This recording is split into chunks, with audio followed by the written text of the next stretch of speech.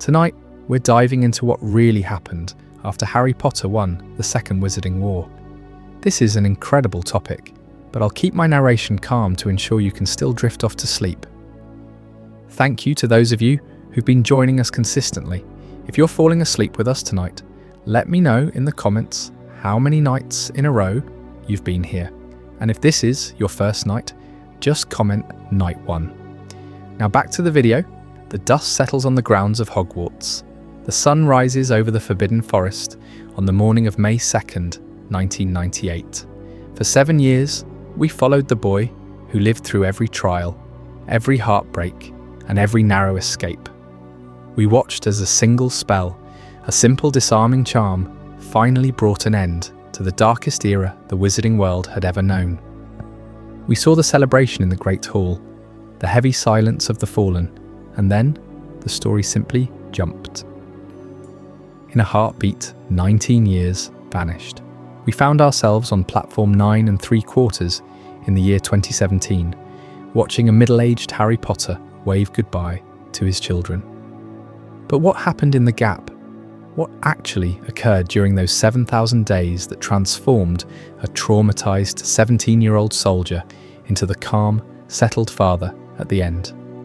The truth is that the end of the war was not the end of the struggle. It was merely the beginning of a massive, global reconstruction that changed the fabric of magical society forever. When the cheering stopped and the bodies of heroes like Fred Weasley and Remus Lupin were laid to rest, the survivors were left with a broken government, a decimated population, and the haunting question of how to move forward when the enemy was no longer a single man, but the very prejudices that had allowed him to rise. We often think of the 19-year gap as a period of peace, a long summer of happiness, but the reality was far more complex. It was a time of radical political reform, led by Kingsley Shacklebolt, a period of intense personal healing for the Golden Trio, and a decade of professional revolution, where Harry and Ron didn't just join the Ministry, they dismantled and rebuilt it from the inside out.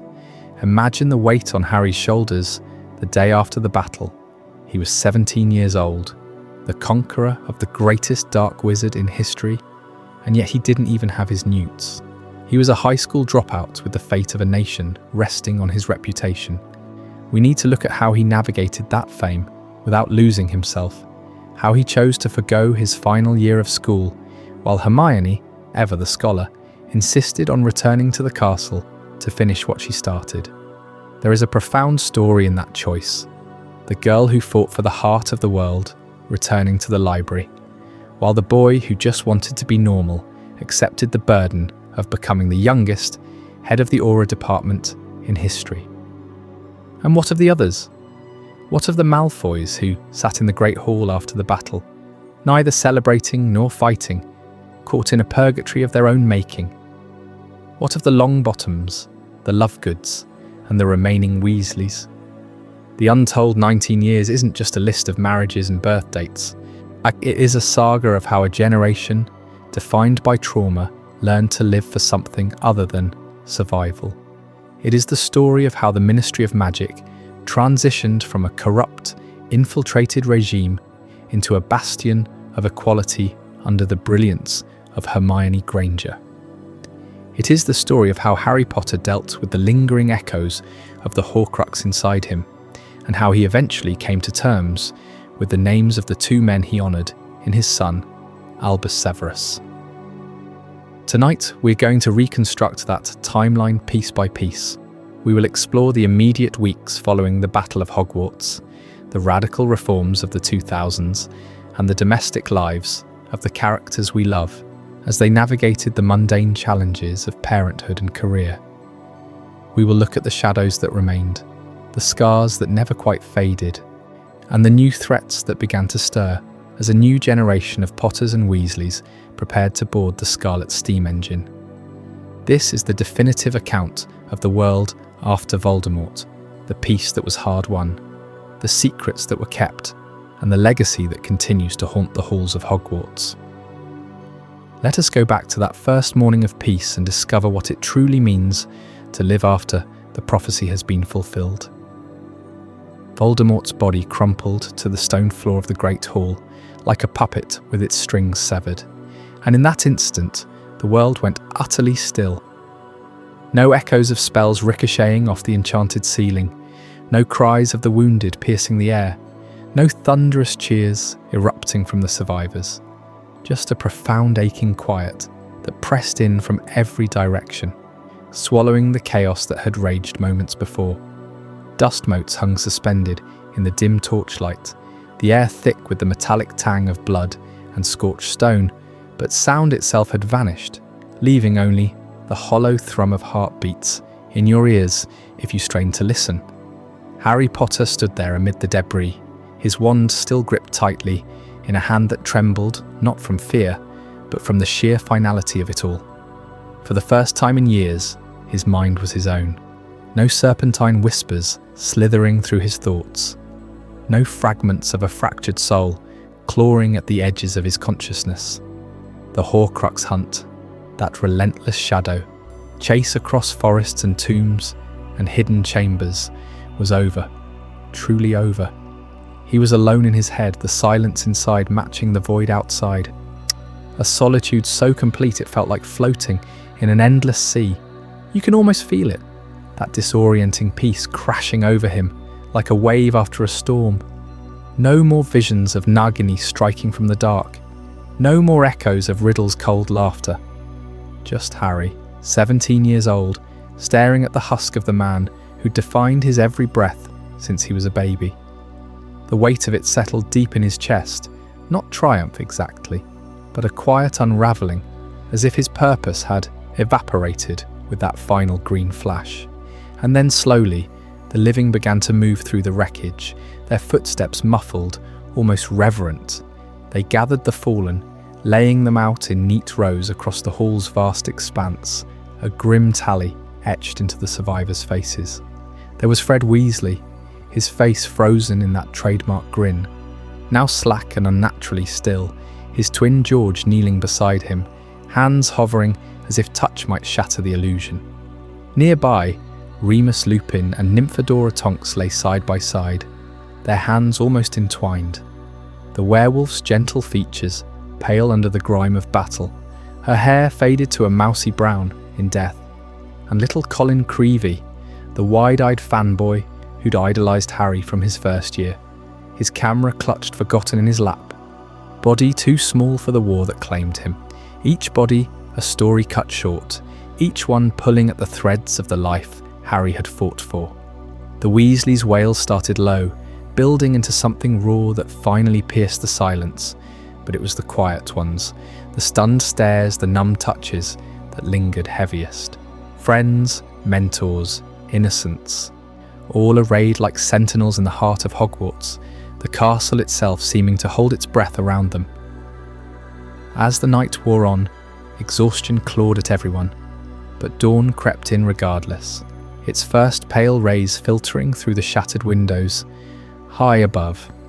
This was the first sunrise of a world without a Dark Lord, the lights spilling golden across the hall, illuminating the survivors huddled in clusters, bandages hastily wrapped, faces streaked with soot and tears. No more Tom Riddle to eclipse the sky, no more fear of the killing curse blotting out the stars, yet survival carried its own burden, heavier than any spell. Harry felt it then, sitting against a pillar, with Ginny's head on his shoulder, the dawn's warmth on his skin, a promise laced with grief. They'd won, but at what cost? And the dead stared sightlessly toward the new day, and the living wondered if peace would ever fill the holes they'd left. That fragile light marked the turning point. The hush before the reconstruction began. But even in victory, mysteries lingered, like what became of the Elder Wand in Harry's hand, its allegiance shifting in ways that would echo far beyond this hall. Stick around for Chapter 2, The Elder Wand's Final Choice, where we uncover the wand's hidden path and the secrets it took to the grave. In the hush of the Great Hall, where echoes of cheers faded into stunned relief, Harry Potter slipped away from the crowd, his mind still reeling from the sudden emptiness inside. Voldemort gone, the last Horcrux destroyed, no foreign whispers clawing at his thoughts. He climbed the worn stone stairs to the headmaster's office, the air thick with the scent of old parchment and lingering magic, drawn by an instinct deeper than grief. There, amid the whirring silver instruments and shelves bowed under ancient tomes, hung the portraits of former headmasters, their painted eyes tracking his every step. But it was Dumbledore's that softened with recognition, those half-moon spectacles glinting in the firelight. Harry didn't waste words on pleasantries. The weight of the Elder Wand burned in his pocket, its allegiance now his by right of conquest, yet feeling like a curse in disguise. Their conversation unfolded in whispers, just the two of them, the other portraits tactfully dozing or turning away. Dumbledore's voice, warm and measured as ever from the canvas, he delved straight into the heart of the deathly Hallows. The invisibility cloak Harry had carried since boyhood, the resurrection stone he'd lost in the forest's depths, and now this, the Elder Wand, the unbeatable instrument of power that had claimed so many lives. "You could do extraordinary things, Harry," Dumbledore murmured, his painted fingers steepled thoughtfully. "But at what cost? The Hallows tempt us with mastery over death itself, yet true power lies in choosing not to wield it." Harry paced before the portrait, the cool grip of the Elder Wand contrasting the familiar smoothness of his own holly and phoenix feather wand, snapped in the battle's fury but salvaged from the dust. Dumbledore leaned forward in his frame, eyes twinkling with that familiar mix of pride and sorrow, and they spoke of the wand's bloody trail, Dumbledore taking it from Grindelwald, Draco disarming him unknowingly, then Harry claiming it from Draco's hand, and finally wresting it from Voldemort. "It bends to the victor," Dumbledore explained, "but victory breeds only more challengers. You've seen enough death. Will you perpetuate the cycle?" As moonlight filtered through the high windows, casting long shadows across the Phoenix perch. Empty now, forks long departed, Harry felt the truth settle like ash. He decided then, in that intimate exchange with the man who'd shaped his life from afar, to repair his original Holly Wand. Not with the Elder Wand's unmatched might, but through his own quiet magic, mending the core with elderwood shavings from the broken Hallow itself, a subtle infusion, not domination. It was a rejection of ultimate power, symbolic and profound. The boy marked for sacrifice, choosing instead the tool of his youth, the one that had felled Voldemort through love and loyalty, not supremacy. He voiced it aloud to Dumbledore, who nodded gravely. "Precisely, Harry. Power unchained devours its master. You've outgrown the Hallows' allure." The portrait's smile held no regret, only quiet vindication, as if seeing the full arc of Harry's path unfold before him. Days later, under a sky heavy with the promise of peace, Harry made his way to the white tomb on the Hogwarts grounds, where Dumbledore lay enshrined in marble, Peverell crest etched above. The Elder Wand gleamed unnaturally in his hand as he approached, its history a litany of obsession, from Antioch Peverell's duel to its wanderings through Ignotus's line, Dumbledore's grasp, and now this final crossroads.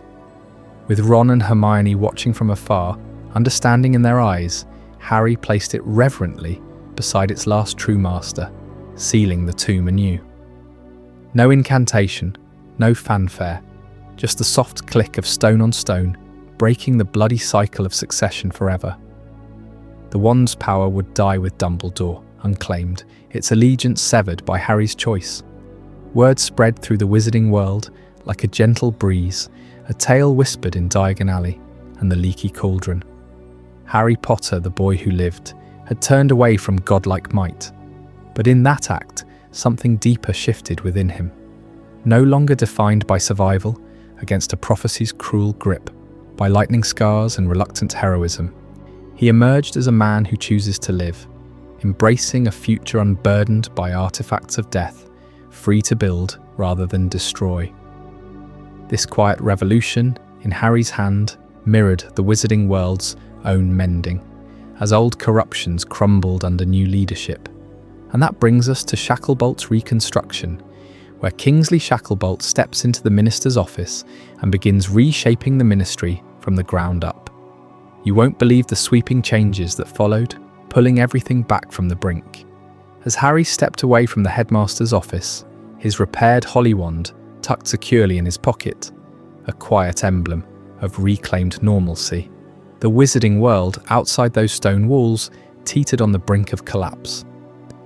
The Ministry of Magic, that sprawling bureaucratic heart of British wizardry, lay in ruins, its corridors echoing with the ghosts of tyranny. Voldemort's fall on May 2nd, 1998, hadn't just silenced a Dark Lord. It exposed a government rotten from within, infiltrated by fear, coercion, and outright betrayal. In those first chaotic hours, with survivors still weeping in the Great Hall, and the air thick with the acrid scent of spent spells, the call went out for leadership. Kingsley Shacklebolt, the towering Auror whose deep voice had boomed commands during the battle, emerged as the undeniable choice.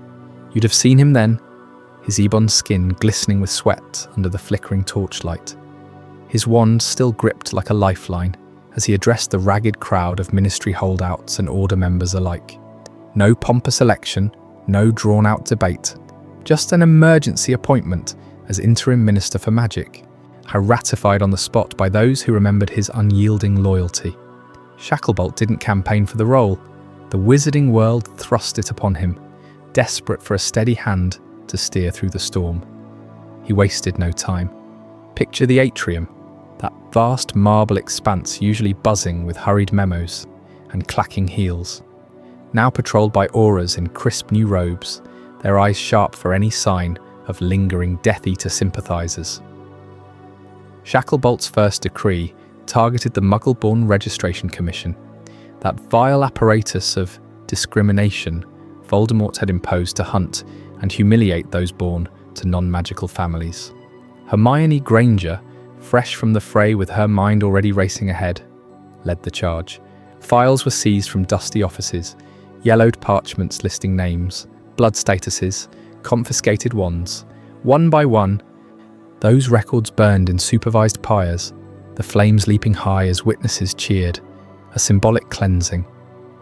Muggle-borns who'd hidden in fear or fled abroad began trickling back, their stories pouring in like a flood. Families torn apart, lives upended by interrogations that twisted truth into terror. Shacklebolt ensured every stolen wand was returned, every false conviction overturned, systematically dismantling the Commission's influence brick by brick until not a single trace remained to poison the new dawn. But the rot ran deeper. Imperious officials, those glassy-eyed puppets under the Imperious curse, stumbled through the halls, blinking into awareness as counter-curses snapped them free. You'd hear their confessions in hushed tones. Department heads who'd signed off on atrocities without a flicker of will, junior clerks who'd betrayed friends on whispered commands. Genuine collaborators, though, the ones who'd chosen the Dark Lord's side with open hearts, faced a different reckoning. Shacklebolt ordered full purges, Auror teams sweeping through levels from magical transportation to international magical cooperation. Offices were sealed, portraits silenced, some pleading innocence from their frames, others sneering defiance.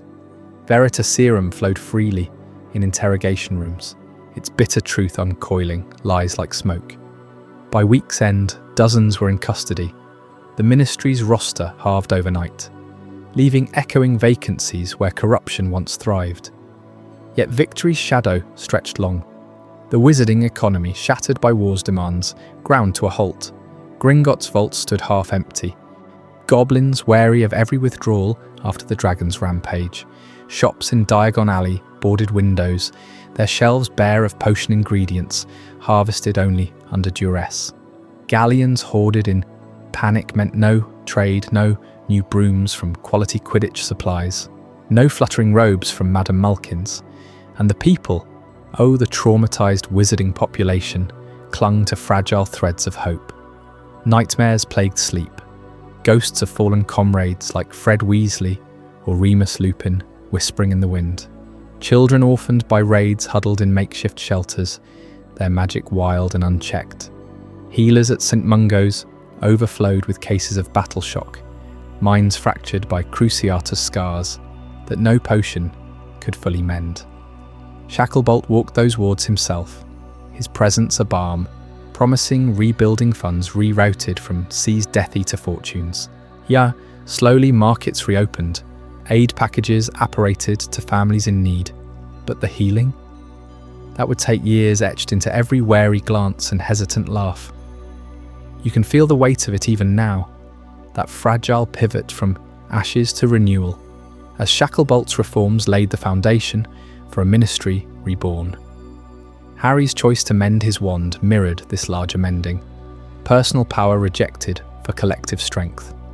But justice demanded more than sweeps and decrees. It hungered for accountability. Coming up, the trials of the Death Eaters reveal the raw courtroom dramas that tested the wizarding world's resolve like never before.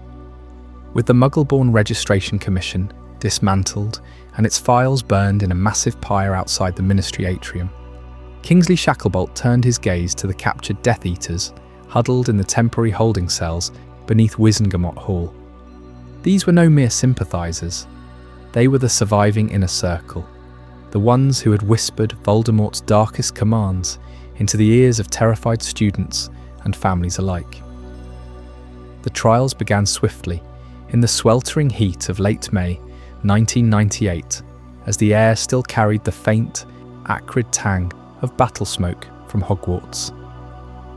Amicus and Electo Caro faced the Wizengamot first, their faces twisted in identical sneers, even as chains of enchanted silver bound their wrists. Amicus, the squat, toad-like brother who had enforced the Cruciatus curse on first years for the crime of speaking their minds, spat curses at the judges from the moment he was hauled before them. Electo, his sister, with her feral eyes and scarred knuckles from years of dark arts instruction, shrieked about pure blood supremacy until silencing spells choked her words. Their crimes scrolled across enchanted parchments, torture at Malfoy Manor, the implantation of false memories in ministry officials, the systematic degradation of Hogwarts under Snape's regime. Witnesses poured forth, surviving students like Neville Longbottom, who recounted the Caro's glee in carving the dark mark into flesh, and the verdict came without mercy. Life sentences in Azkaban, no parole, their wands snapped like dry twigs under Kingsley's own hand. Antonin Dolohov followed, the tall, wiry wizard whose silver knife had tasted the blood of so many. You could almost hear the courtroom hush as Hermione Granger took the stand, her voice steady but laced with the shadow of that night in the Ministry atrium 16 years prior, when his curse had nearly ended her. Dolohov had been there from the beginning, murdering Gideon and Fabian Prewett in the First War, cursing Ron Weasley in the Second. His allegiance unbroken, even as Voldemort's body cooled in the Forbidden Forest. The evidence mounted like storm clouds. Eyewitness accounts from the Battle of Hogwarts, where he felled Remus Lupin with a blast of dark green light. Confiscated letters detailing assassination plots against Muggle-borns. The Wizengamot chamber echoed with the crack of his wand breaking, and he was led away snarling, destined for the deepest cells.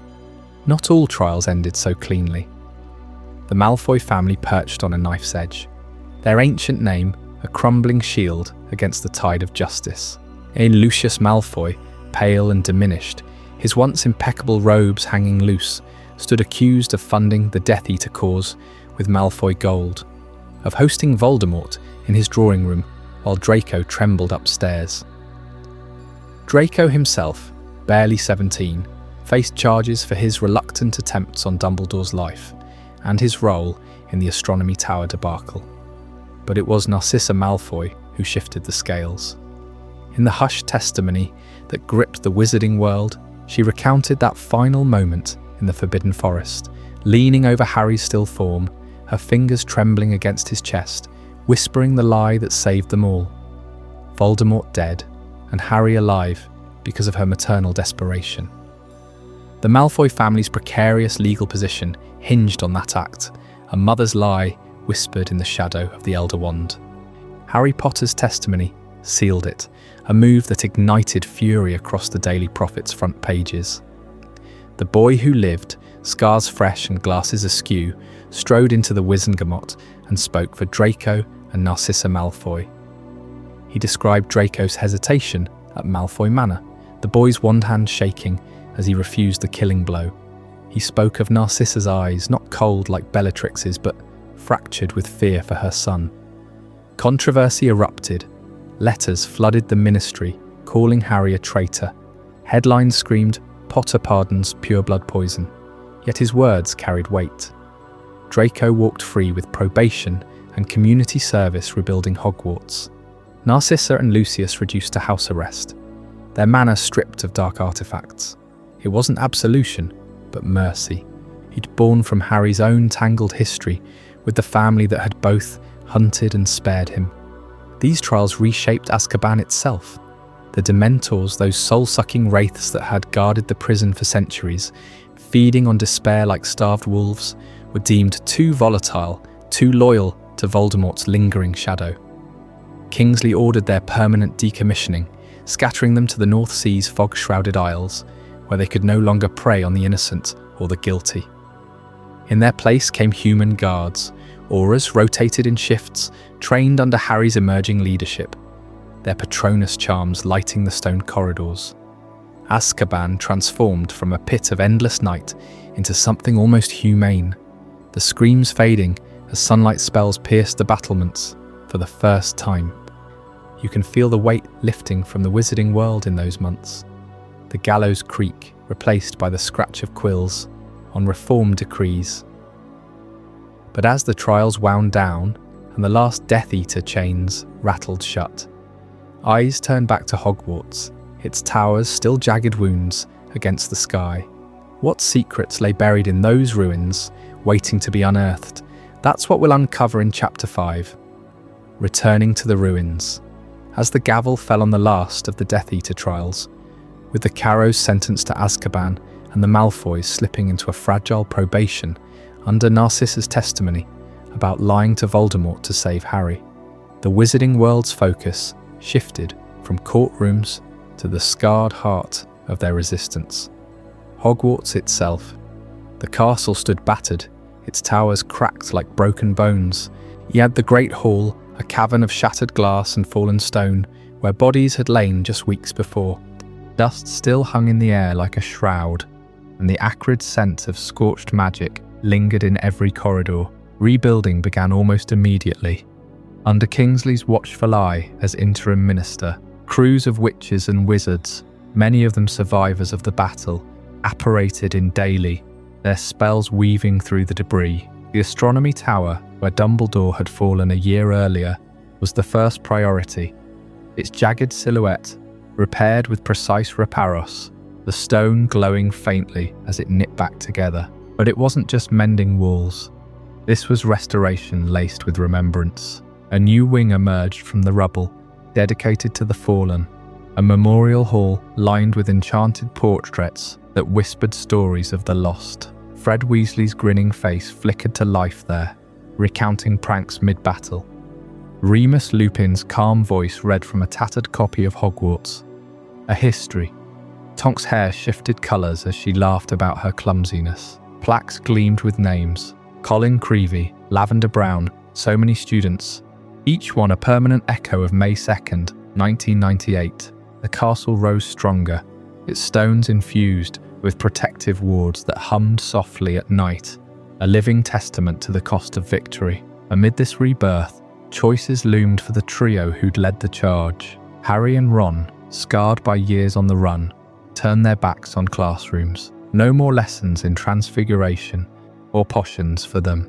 The battlefield had been their true education. They craved action, immediate field work in the Auror office, hunting down the remnants of dark magic that still festered in hidden corners. Ron spoke of it first, over a quiet breakfast in the burrow, his voice firm.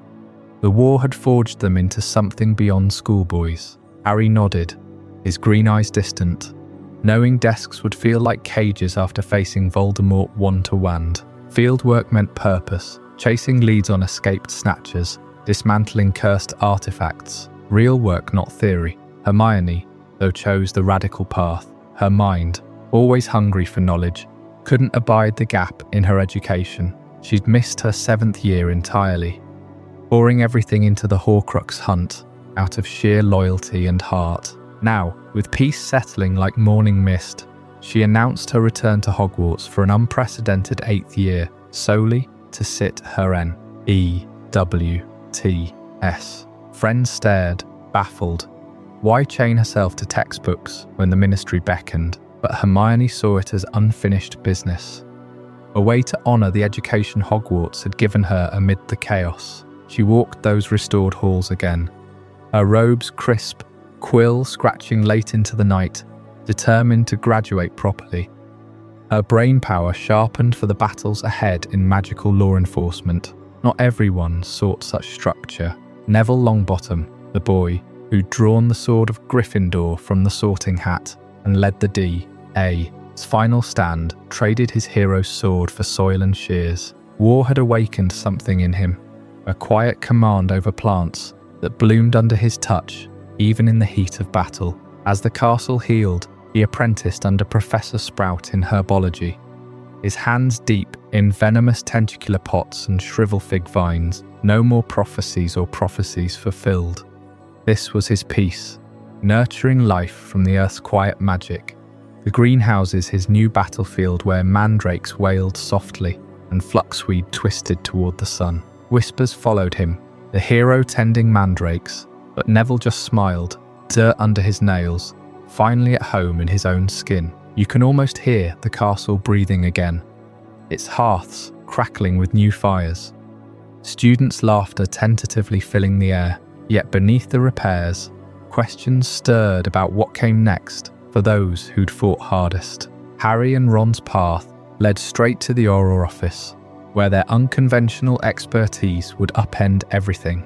In the next chapter, the Auror Revolution will uncover how 2 war-weary friends transformed an entire department, becoming legends before they even hit 30. What secrets did they unearth in those early raids that no one saw coming? While Hermione laced up her boots for that 8th year at Hogwarts, determined to claim her N.E.W.T.S. amid the castle's lingering scars, Harry and Ron turned their backs on classrooms altogether. They craved the grit of the streets, the pulse of a wizarding world still reeling from Voldemort's shadow. Fieldwork called to them like a siren song, chasing down the last whispers of dark magic, not poring over textbooks. Kingsley Shacklebolt saw it coming. Freshly installed as Minister for Magic, he knew the old guard in the Ministry was rotten to its core. One evening in the rebuilt atrium, under chandeliers flickering with fresh enchantments, Kingsley pulled Harry and Ron aside. No fanfare, no pomp, just a quiet nod and these words: "Come join the Auror department. Right now, no formal qualifications needed. Your scars from the hunt, your instincts forged in fire. They're all the training you'll ever require." Harry felt the weight lift, just a fraction. Ron grinned, that familiar spark igniting in his eyes. It was the start of everything changing. The Auror office had long been a pure-blood boys' club, a smug enclave where nepotism trumped talent and old-school ties sealed promotions. Blokes like Yaxley had lounged there, blotting under the guise of law enforcement, their prejudices baked into every policy. Kingsley didn't hesitate. He swept through like a Patronus storm, sacking the holdouts, the ones who turned a blind eye to Muggle-borns vanishing into Azkaban. Files flew from desks, loyalty oaths were shredded, and in their place came a new creed: merit over bloodlines. Harry and Ron walked those echoing halls first as outsiders, but they became the blueprint. They rooted out the hidden snatchers, still lurking in safe houses, dismantled cursed artifacts, hoarded in evidence lockers. The air shifted, thicker with purpose, humming with spells no longer twisted by bias. Harry's ascent was meteoric, the stuff of hushed legends in Diagon Alley's pubs. Within a few short years, he claimed the title of the youngest head of the Auror department in history. Imagine the corner office overlooking the Thames misty vale. Parchment stacked high with case files from forgotten Horcrux hunts. He didn't chase glory, it chased him. Under his watch, the department swelled with recruits from all corners. Half-bloods, muggle-borns, even a few reformed werewolves testing the waters. Training drills echoed through the ministry's lower levels. Stunning spells honed to precision. Occlumency sessions against simulated Legilimens probes. Harry led by example, his lightning scar a badge of unyielding resolve. He pushed for international task forces, linking with Macusay to track dark artifacts smuggled across oceans. Ron was right there, his wand a blur in mock duels, but Harry, he was the anchor, rewriting protocols late into the night by wandlight. Ron, though Ron wrestled demons no one else saw, the job's intensity gnawed at him like a persistent hex. Dawn raids on derelict wizarding pubs, interrogating trembling informants under Veritasarum's glow, piecing together plots that echoed the old war. It thrilled him at first, that Weasley fire blazing as he apparated into danger, but quieter moments crept in. The desire for a simpler life, one with Butterbeard by the burrow's fire, laughter with George over prank prototypes, maybe even helping rebuild the joke shop. He'd slump into a chair after a 12-hour shift, rubbing his temples, whispering to Harry about chucking it all for a quiet farm in Ottery St. Catchpole. Yet he stayed, loyalty binding him tighter than any spell. They revolutionized the department together, utterly, as the tales go, becoming its undisputed experts, age be damned. Cases closed faster, convictions stuck, and the wizarding world slept a little sounder. You can almost hear the shift in the ministry's corridors. Footsteps quicker, voices bolder, the old pureblood sneers replaced by nods of respect. Harry's leadership turned the Aurors into a force of true justice, proactive against the dark arts embers. Ron's grounded humour kept it human, cracking jokes during stakeouts, reminding everyone that heroes bleed too. They faced down Wergild smugglers in the Lake District's fog-shrouded fells, unravelled a black market potion ring, brewing polyjuice knockoffs in Nocturne Alley. Each victory chipped away at the war's ghosts, building a legacy that rippled outward. But as Harry climbed those ranks, solidifying his place at the helm, and Ron grappled with the pull between duty and dreams, another force was gathering steam in the ministry's labyrinthine halls. Hermione, armed with her freshly minted N.E.W.T.S. and a mind sharper than Sectum Sempra, was about to unleash her legal crusade, one that would tear through the remnants of corruption like fiendfire through parchment. What injustices would she target next? Stick around to find out. While Harry and Ron tore down the pureblood barriers in the Auror office, shaking out the last shadows of corruption from those hallowed halls, Hermione Granger set her sights on a quieter front, one that had burned in her heart since her third year at Hogwarts. She stepped into the department for the regulation and control of magical creatures, not as some wide-eyed intern, but as a war hero with a stack of N.E.W.T. fresh from her 8th year and a mind sharpened by battles both magical and moral. The air in those dimly lit corridors hummed with the faint echoes of clawed feet and whispered enchantments, shelves groaning under tomes on basilisks and bowtruckles.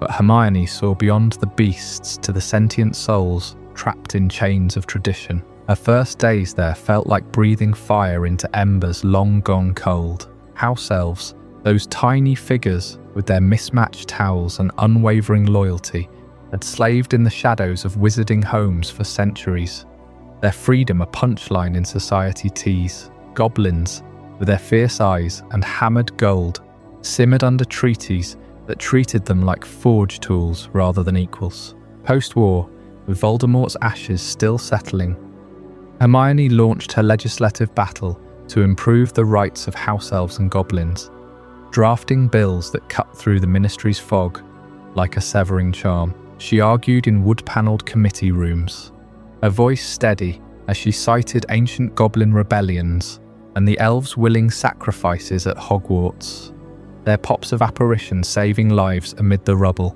Picture the late nights in her cramped office, candlelight flickering over parchment scrolls, yellowed with age, the scent of ink and damp stone clinging to her robes. She'd pore over Gringotts charters, uncovering clauses buried since the Goblin Wars of the 18th century, clauses that promised fair wages for crafted wands, but delivered only scorn. Allies were few. Old radicals like Xenophilius Lovegood penned supportive editorials in the Quibbler. But most wizards clutched their house elves closer, muttering about ingratitude. One bill after another stalled in the Wizengamot. Wizards in emerald robes debating for hours over tea, while a goblin banker waited in the antechamber, his ledger balanced on knees that trembled from standing too long. That tension gnawed at her. The clash between her intellectual idealism and the slow-moving gears of ministry bureaucracy. Hermione, who had outwitted Death Eaters with a time-turner and a plan, now faced memos that multiplied like doxies, each requiring triplicate signatures from undersecretaries who'd rather polish their badges. She'd pace those echoing halls at dawn, fists clenched, whispering to herself about Dobby's final words. His eyes wide with the freedom she'd given him. Yet progress crept forward, inch by goblin-forged ingot. A clause here mandating elf wages in high-security vaults. A treaty tweak there granting goblin seats on one-quality boards. Her S, P, E, W badges, once mocked in the Gryffindor common room, now pinned earnest junior clerk's robes, symbols of a tide turning, however sluggishly. Years blurred in that grind, the post-war optimism curdling into routine stamps and sealed envelopes. By the early 2020s, whispers of deeper rot reached her ears. Cases vanishing from Auror desks, bribes greasing palms in the very department Harry now led. The corruption wasn't just Death Eater holdouts, it was woven into the fabric. Old boys' networks reformed under new names. Hermione pushed for change from within her creature rights niche. But the walls felt too thick. Then came her eventual transfer to the Department of Magical Law Enforcement, a lateral move that felt like stepping into a dragon's lair. Kingsley himself signed off, eyes twinkling with that old order knowing, placing her where her brainpower could dissect the legal knots strangling justice. In those brighter, brassier offices, she dove into the underbelly, auditing files thick as Crookshank's fur. Dark arts prosecutions dragged on, witnesses intimidated by subtle hexes, verdicts swayed by family names still carrying weight. Hermione rewrote procedures, her quill flying to mandate independent oversight, polyjuice-proof interrogations, even elf witnesses with translation charms. Ron would pop in after Auror shifts, bearing treacle tart from the leaky cauldron, listening as she vented about Wizengamot judges who nodded at her reforms by day and dined with suspects by night. Harry, buried in fieldwork, sent owls of support, but she felt the weight alone. The idealism that had toppled a regime now chipping at bureaucracy's monolith, one infuriating hearing at a time. Through it all, her crusade reshaped the ministry's soul. House elf literacy programs sprouted in Hogwarts cellars, goblins hammered wands with profit shares that bought them manor gates of their own. In law enforcement, conviction rates climbed as corruption cases cracked open like flobberworm eggs, spilling secrets long fermented. Yet the friction never eased. She'd slam her office door after a veto, staring at the family owl photo, Ron grinning, their toddler Rose waving a toy wand, reminding herself why she fought. By the time the epilogue clock ticked toward September, 1st 2017, Hermione stood as a deputy force. Her Granger Weasley hearth a refuge from the grind, a legacy etched in laws that outlasted spells. But amid these triumphs, shadows lingered in the wizarding world, griefs that no legislation could touch. Next, in Chapter 8, The Weasley Grief, we'll uncover the raw ache that hollowed out a family, pulling at threads Harry and the others thought they'd buried forever. What hidden toll did it exact, and how did it nearly unravel everything they'd rebuilt? While Hermione poured her energy into reforming the department for the regulation and control of magical creatures, battling for house elf wages and goblin representation in wizarding courts, The Weasley family faced a quieter storm, one carved by loss in the very heart of their home. Fred's absence hit hardest at the Burrow, where that one empty chair at the dinner table became a silent sentinel, staring back at them through every meal, every gathering. You can almost feel the chill in the crooked kitchen, the way the wooden seat stayed pushed in, untouched, as if Fred might burst through the door any second, with a prank exploding from his pockets. Molly would set the table with the same 7 plates, plus 1, her hands trembling just a fraction as she placed his fork precisely where it belonged. Aligned with the worn groove from years of his left-handed grip, the family tiptoed around it at first, conversations dipping into awkward silences when laughter bubbled too close to his name. George, especially, felt it like a missing limb.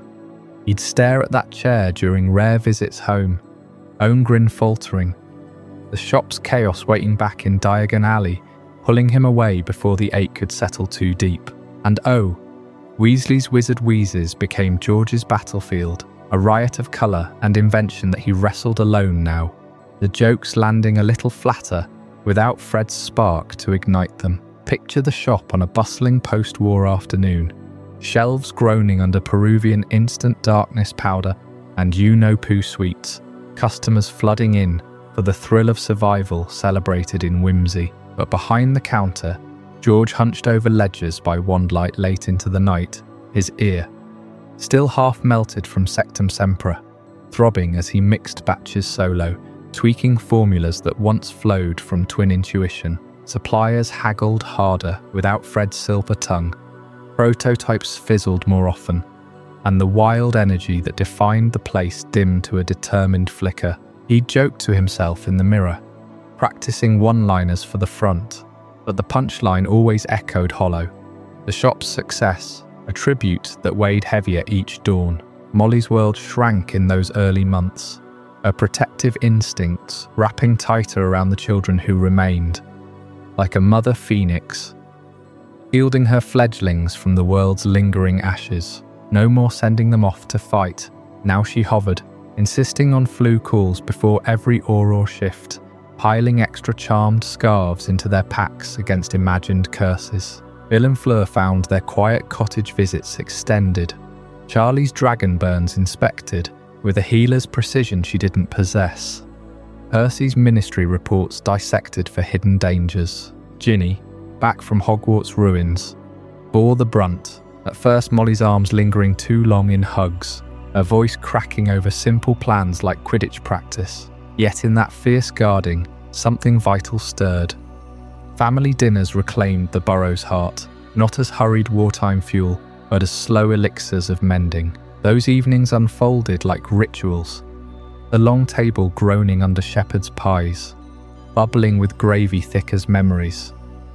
Treacle tarts cooling on the sill amid the scent of fresh-baked bread and wood smoke from the crooked chimney. Molly orchestrated it all, her wand stirring pots while stories spilled out unbidden. Tales of Fred's wilder pranks, the ones that ended in stitches and scoldings, shared now without flinching. Laughter crept back, tentative at first, then full-throated. Ron's guffaws mixing with George's mimicry of their dad's stern face. Plates clinking as elbows nudged in shared grief. Arthur would nod from the head, his fingers tracing a charmed Muggle radio, adding absurd details that had even Molly chuckling through tears. Those dinners wove the frayed threads, turning raw sorrow into a tapestry where Fred's chair, still empty, no longer mocked but invited his spirit to the feast. Slowly, the Burrow shed its skin as a resistance hub, those frantic days of order meetings and hidden fugitives fading into the wall's new warmth. The garden bloomed unchecked, gnomes tumbling out in lazy eviction games rather than strategic drills, the wireless humming Celestina Warbeck ballads instead of coded broadcasts. Upstairs rooms aired out, dust sheets yanked away to reveal beds for lingering guests, not crash pads for the hunted. The ghoul in the attic rattled less urgently, its moans now comic backdrop to family Quidditch matches on the lawn. Brooms slicing summer air thick with freedom scent. What had been a fortress of defiance softened into haven again. creaking floorboards echoing steps of healing rather than hushed plots. Ron's Auror days, revolutionary as they were alongside Harry, started wearing thin under that pull of family tether. The Ministry's grind, endless raids on dark artifact holdouts, paperwork mountains rivaling Gringotts, clashed with the shop's siren call, George's owls arriving weekly with prototypes gone awry or expansion dreams half-formed. Ron felt it in his bones during stakeouts, the twin void gnawing as he dodged curses that paled against personal voids. Eventually, he stepped away from the Auror, trading hexes for humour, joining George full-time to steer Weasley's wizard wheezes into a post-war empire. Together, they unleashed lines like horseshield hats that repelled minor hexes with confetti blasts, sales soaring as wizards sought joy over jinxes. Ron's steadiness balanced George's flair, the shop pulsing anew, Fred's legacy exploding in every sale. Through it all, the Weasleys taught the wizarding world that grief doesn't vanish with Voldemort's fall. It reshapes, demanding space at the table, time in the workshop, presence at the hearth, and as the burrow nestled back into peaceful rhythms, Ginny found her own path soaring skyward, a story that takes flight in our next chapter, Ginny's flight to fame, where her broom leads to glory you won't believe, while Ron found his footing alongside George at Weasley's Wizard Wheezes, filling that void left by Fred with pranks and prototypes late into the nights. Ginny Weasley turned her gaze skyward, broom in hand, ready to claim her own slice of the wizarding spotlight. Fresh from the ashes of Hogwarts, she didn't linger in the shadows of family loss or ministry corridors. No, Ginny had always been the firecracker, the one who dodged curses in the room of requirement and stared down Death Eaters without flinching. Quidditch wasn't just a game to her, it was the pulse of freedom, the roar of crowds drowning out the echoes of war. Picture the summer of 1998, the air still thick with reconstruction dust, when tryouts for professional teams buzzed like a swarm of golden snitches.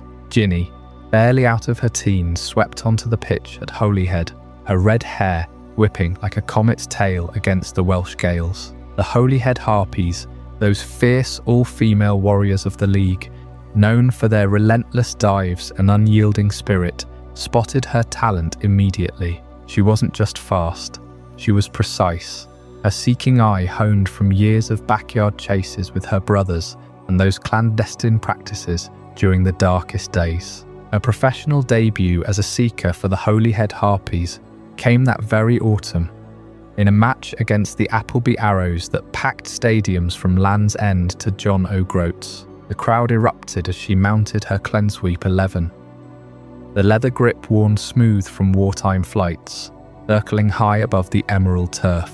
Fans chanted her name, but whispers slithered through the stands too. Weasley, the girl who fought at Hogwarts, now chasing glory while the world healed. She spotted the snitch within minutes, a glint of gold darting near the hoops, and dove like a peregrine, wind howling past her ears, the scent of fresh-cut grass and polished wood filling her lungs. She snatched it mid-plunge, victory sealed before the chasers could even tally points. That catch wasn't just a win. It launched her into stardom, Harpy's jersey selling out overnight, emblazoned with her number 7. But fame's gleam came with shadows trailing close. Ginny's relationship with Harry Potter, the Chosen One, drew eyes sharper than any bludger. Every match, profit photographers lurked pitchside, snapping her post-game embraces amid cheering teammates. Headlines screamed questions. Was she riding his coattails? Could the boy who lived's girlfriend truly stand on her own? Public scrutiny painted her as the accessory to a hero, every goal overshadowed by speculation about wedding bells or ministry galas. She fielded it all with a steely grin, blocking out the noise like a perfect Patronus, proving her worth loop after loop, season after grueling season. Years blurred into a streak of triumphs. Puddlemere United crushed, Wimborne Wasps outmaneuvered, her name etched in league records. Yet, as the 20s dawned and her body whispered of limits after a nasty crash against the Falmouth Falcons, Ginny pivoted with the grace of a tailspin recovery. She hung up her Seeker's gloves around age 26, transitioning from world-class athlete to the senior Quidditch correspondent for the Daily Prophet. Suddenly, she was courtside with quill in hand, dissecting strategies in ink that sold papers faster than flu powder. Her columns cut through the hype, praising underdogs and calling out fouls with the same precision she'd once chased snitches. Readers devoured her insights, from broom tech evolutions to the rise of international talents. Her byline a beacon for aspiring flyers. Marriage to Harry only amplified the spotlight. By the time they wed in a quiet borough ceremony, vows exchanged under charmed lanterns, flickering like fireflies, both were public figures navigating a wizarding world hungry for their every move. Harry, revolutionizing the Auror office from Diagon Alley stakeouts to high-stakes international ops, brought home tales of reformed dark wizards turned informants. Ginny, filing reports from sold-out finals, matched his intensity with deadline dashes and pitch invasions for exclusives. The balance of power in the Potter-Weasley household tilted like a well-matched Quidditch play, neither yielding the lead. Dinners sparked debates over profit ethics versus Auror secrecy, their laughter echoing through Godric's Hollow as they traded war stories repurposed for peacetime. Their home buzzed with equality, Harry brewing tea, while Ginny analysed league standings aloud, parchment strewn across the table amid toy brooms for the kids. James Sirius, their eldest, inherited her daredevil streak, zooming mini quaffles through the kitchen before toddling off to Hogwarts years later. Albus Severus pondered deeper shadows. Lily Luna clamoured for stories of Mum's glory days. Yet beneath the harmony, Ginny carved her independence fiercely, turning down offers to shadow Harry's career, insisting her voice rang true on her terms. As the years stretched toward that fateful September 1st, 2017, Ginny's quill captured the epilogue of their saga, Families, at platform 9 3/4. Brooms swapped for trunks, but whispers persisted of darker legacies lurking in the margins, figures from the past refusing to fade entirely. And that brings us to the shadow of Snape, a revelation that would unsettle even the most triumphant flights. Stick around after this chapter to uncover how one man's sacrifices echoed far beyond the grave. As Ginny carved her path in the skies, dodging bludgers and prying eyes that fixated on her romance with the Chosen One, Harry Potter turned his gaze backward to the ghosts of Hogwarts halls. The man who had survived the killing curse twice now wrestled with a different kind of shadow. One cast by Severus Snape, the potions master whose double life had unravelled in those final, shattering moments of the battle. In the weeks following Voldemort's defeat, Harry stepped into the public eye, not as a hero seeking glory, but as a voice demanding justice for the fallen. He began with interviews in the Daily Prophet, his words measured yet unyielding, recounting the silver doe Patronus that had guided him through the forest, the memory Snape had thrust into his hands as life ebbed away in the Shrieking Shack. Harry's public campaign to clear Severus Snape's name and restore his portrait to the headmaster's office started small. A petition circulated among order members, then amplified by speeches at ministry gatherings. He stood before crowds in Diagon Alley, his scar barely visible under tasselled hair, describing how Snape's unyielding occlumency had shielded Dumbledore's secrets from Voldemort's probe, how every murder, every betrayal had been a calculated sacrifice. The portrait, he argued, belonged in that office not as a trophy, but as a testament to loyalty forged in the cruelest fire. Wizards and witches gathered, some nodding solemnly, others whispering doubts, but Harry's resolve pulled them along, like a tide turning after a storm. The wizarding world fractured under this revelation of Snape's true loyalties. In pubs from Hogsmeade to London, debates raged long into the night. Old pureblood families, scarred by Snape's role in the Death Eaters, branded him a traitor who couldn't be trusted even in death. Their faces twisted in the firelight as they slammed tankards down. Families who'd lost loved ones to the Carrows, under Snape's reluctant watch at Hogwarts, wept openly, unable to reconcile the sneering professor with Harry's portrait of a man driven by remorse for one lost love. Yet others, especially those who'd glimpsed the truth in the Pensieve during the battle, rallied with fervour. Muggle-borns who'd endured barbs in class now penned letters of gratitude, seeing in him a mirror of their own hidden strengths. The prophet's letters page overflowed, half praising Harry's bravery in unearthing the man beneath the grease, half decrying it as romanticised folly. Protests erupted outside the ministry, signs bobbing like buoys. Snape saved us, hang his portrait high, clashed with no mercy for the half-blood prince. The divide ran deep, echoing the war's wounds, but it forced a reckoning, making Snape not just a memory, but a mirror for the nation's soul. Away from the clamour, Harry sought solitude in the quiet corners of Grimmauld Place, where dust motes danced in wandlight. Harry's private visits to the Pensieve to process the memories. Snape left behind became a ritual of raw reckoning. He'd pour the silvery strands into the stone basin, the liquid swirling like mercury under his breath, then plunge his face in. Emerging hours later, with eyes red-rimmed and cheeks damp, there was Lily's laughter echoing through sun-dappled gardens at Godric's Hollow, young and carefree.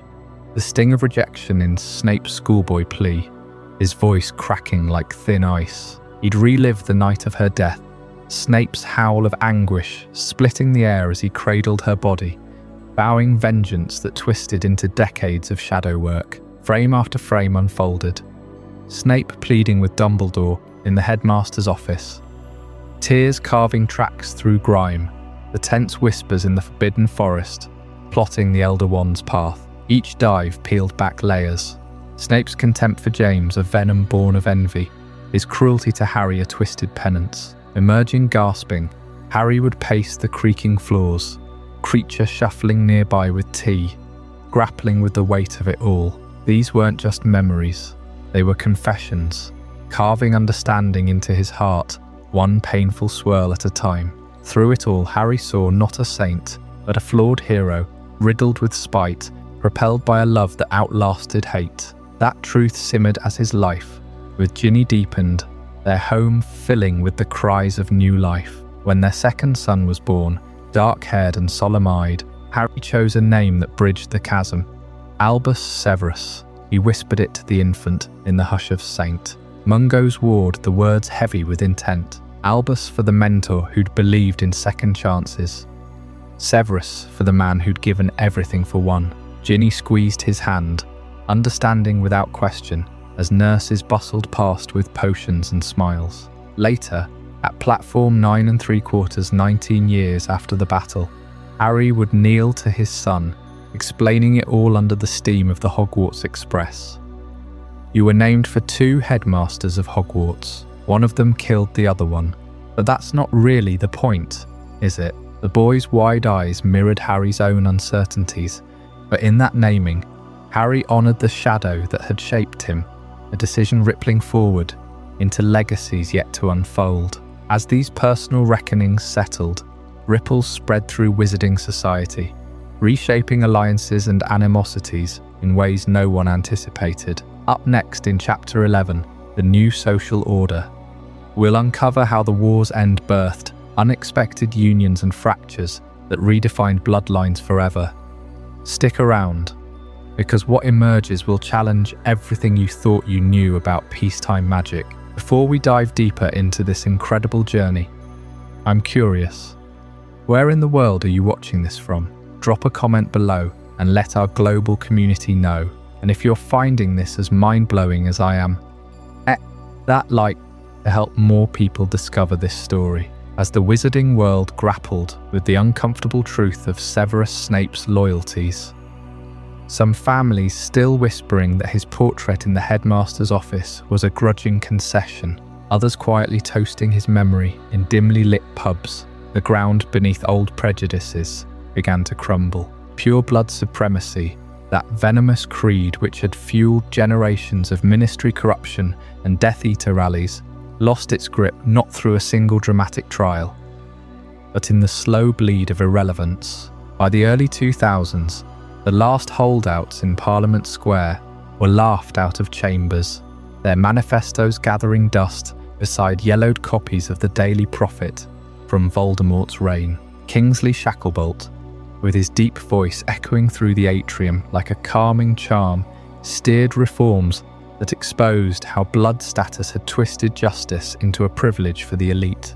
No more were Wizengamot seats inherited like family heirlooms. Trials now hinged on evidence, not lineage, and the Pureblood lobby shrank to a fringe of bitter eccentrics, their gatherings more echo than thunder. You could feel the shift in the air of Diagon Alley, where shopkeepers who'd once bowed to Malfoy gold now traded freely with half-blood entrepreneurs, their stalls bursting with potions brewed by anyone with skill enough to stir a cauldron. The ideology that had justified house elf bondage and Muggle-born registries simply couldn't survive the war's raw accounting. Too many purebloods had fled or fallen, leaving a vacuum filled by survivors who'd fought side by side. Bloodlines be damned. Rowling herself hinted at this in interviews, painting a Britain where the old aristocracy faded into quaint irrelevance, their manors sold off to fund reparations for war orphans.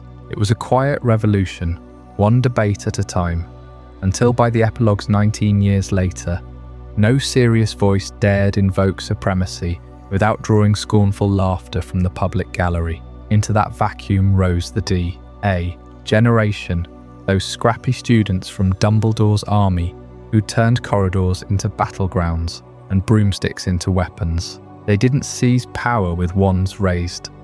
They earned it through sheer competence, slipping into roles that the old guard could no longer monopolize. Harry, as head Auror, reshaped the department from a nest of favoritism into a meritocracy, his scarred forehead a badge that outranked any pedigree. Ron, by his side at first, brought the street smarts of wartime raids, while Hermione climbed the ranks in magical law enforcement, her memos dismantling archaic statutes with the precision of a severing charm.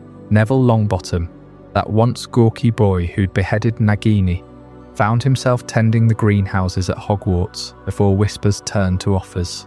Deputy headmaster, they said, his herbology expertise blooming into leadership that nurtured a new ethos of inclusivity. Luna Lovegood drifted into the Daily Prophet's editorial board, her columns on Nargles giving way to exposés that pierced remaining pureblood myths, her dreamy cadence disarming critics who couldn't dismiss her as just eccentric. Even Dean Thomas, with his Muggle roots and sketching talent, advised on international liaison, bridging gaps with his easy laugh and unpretentious sketches of foreign delegations. Across the ministry, Mungos and Gringotts alike, these D.A. veterans, now in their 30s and 40s, filled key posts, their shared tattoos from the Room of Requirement a subtle bond stronger than any oath. They brought a pragmatism forged in secrecy, prioritizing results over rituals, and the wizarding world stabilized under their watch, crime rates plummeting as Aurors patrolled with fairness rather than fear. Hogwarts itself transformed under this rising tide, its stone walls echoing with curricula rewritten by war's hard lessons. Gone were the sanitized histories that glossed over Slytherin favoritism. New textbooks delved into the Sorting Hat's warnings, dissecting how houses had fueled division. Muggle studies, once a joke elective mocked by pureblood scions, evolved into a cornerstone subject, honest, unflinching, taught by professors like the reformed Horace Slughorn in his later years, who demonstrated electric kettles alongside tea leaves, explaining circuits with the wonder of a man seeing light bulbs anew. Students dissected newspapers from the Muggle world, debating smartphones not as toys but as marvels of ingenuity, their essays pondering how invisible waves carried voices across oceans. McGonagall, ever the anchor, oversaw these changes, her tartan robes a symbol of continuity amid upheaval, ensuring every first year grasped that magic's superiority was no excuse for ignorance. This honesty rippled outward, easing Muggle technology and culture into the wizarding periphery like tentative guests at a feast. At first it was practicalities, radios charmed to pick up BBC broadcasts in remote cottages, enchanted batteries powering healers' lamps during blackouts, then deeper integrations. Weasley's wizard wheezes stocked Muggle-inspired gadgets, like fireworks synced to pop music rhythms, drawing crowds who swayed to Beatles tunes under Confundus veils. Pubs in Hogsmeade experimented with hybrid brews, butterbeer infused with cola fizz, while younger witches binge-watched smuggled telly-series on projection spells, debating plot twists late into the night. Even the Ministry toyed with email owls, memos zipping through flu networks with digital precision, though purists grumbled about soulless sparks. It wasn't wholesale adoption. No wands swapped for smartphones, but a gentle permeation. Muggle genes peeking from underrobes at Quidditch matches, hip-hop charms pulsing in underground clubs. The D.A. generation championed this, their wartime alliances with non-magicals fostering curiosity over contempt, until by Albus Severus Potter's sorting in 2017, Hogwarts hummed with a world less divided, more woven together. Yet amid these structural shifts, personal stories simmered beneath the surface, tales of hearts mending in ways no policy could dictate. In our next chapter, Love in the Aftermath, we'll uncover the tender, tangled romances that bloomed from the ashes. Onions tested by fame, loss, and legacy. What secrets did Harry and Ginny guard behind their family?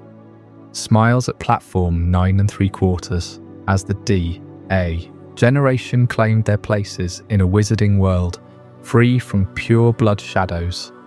Something profound shifted in the hearts of those who had survived the fire. They had battled for everyone else's tomorrow.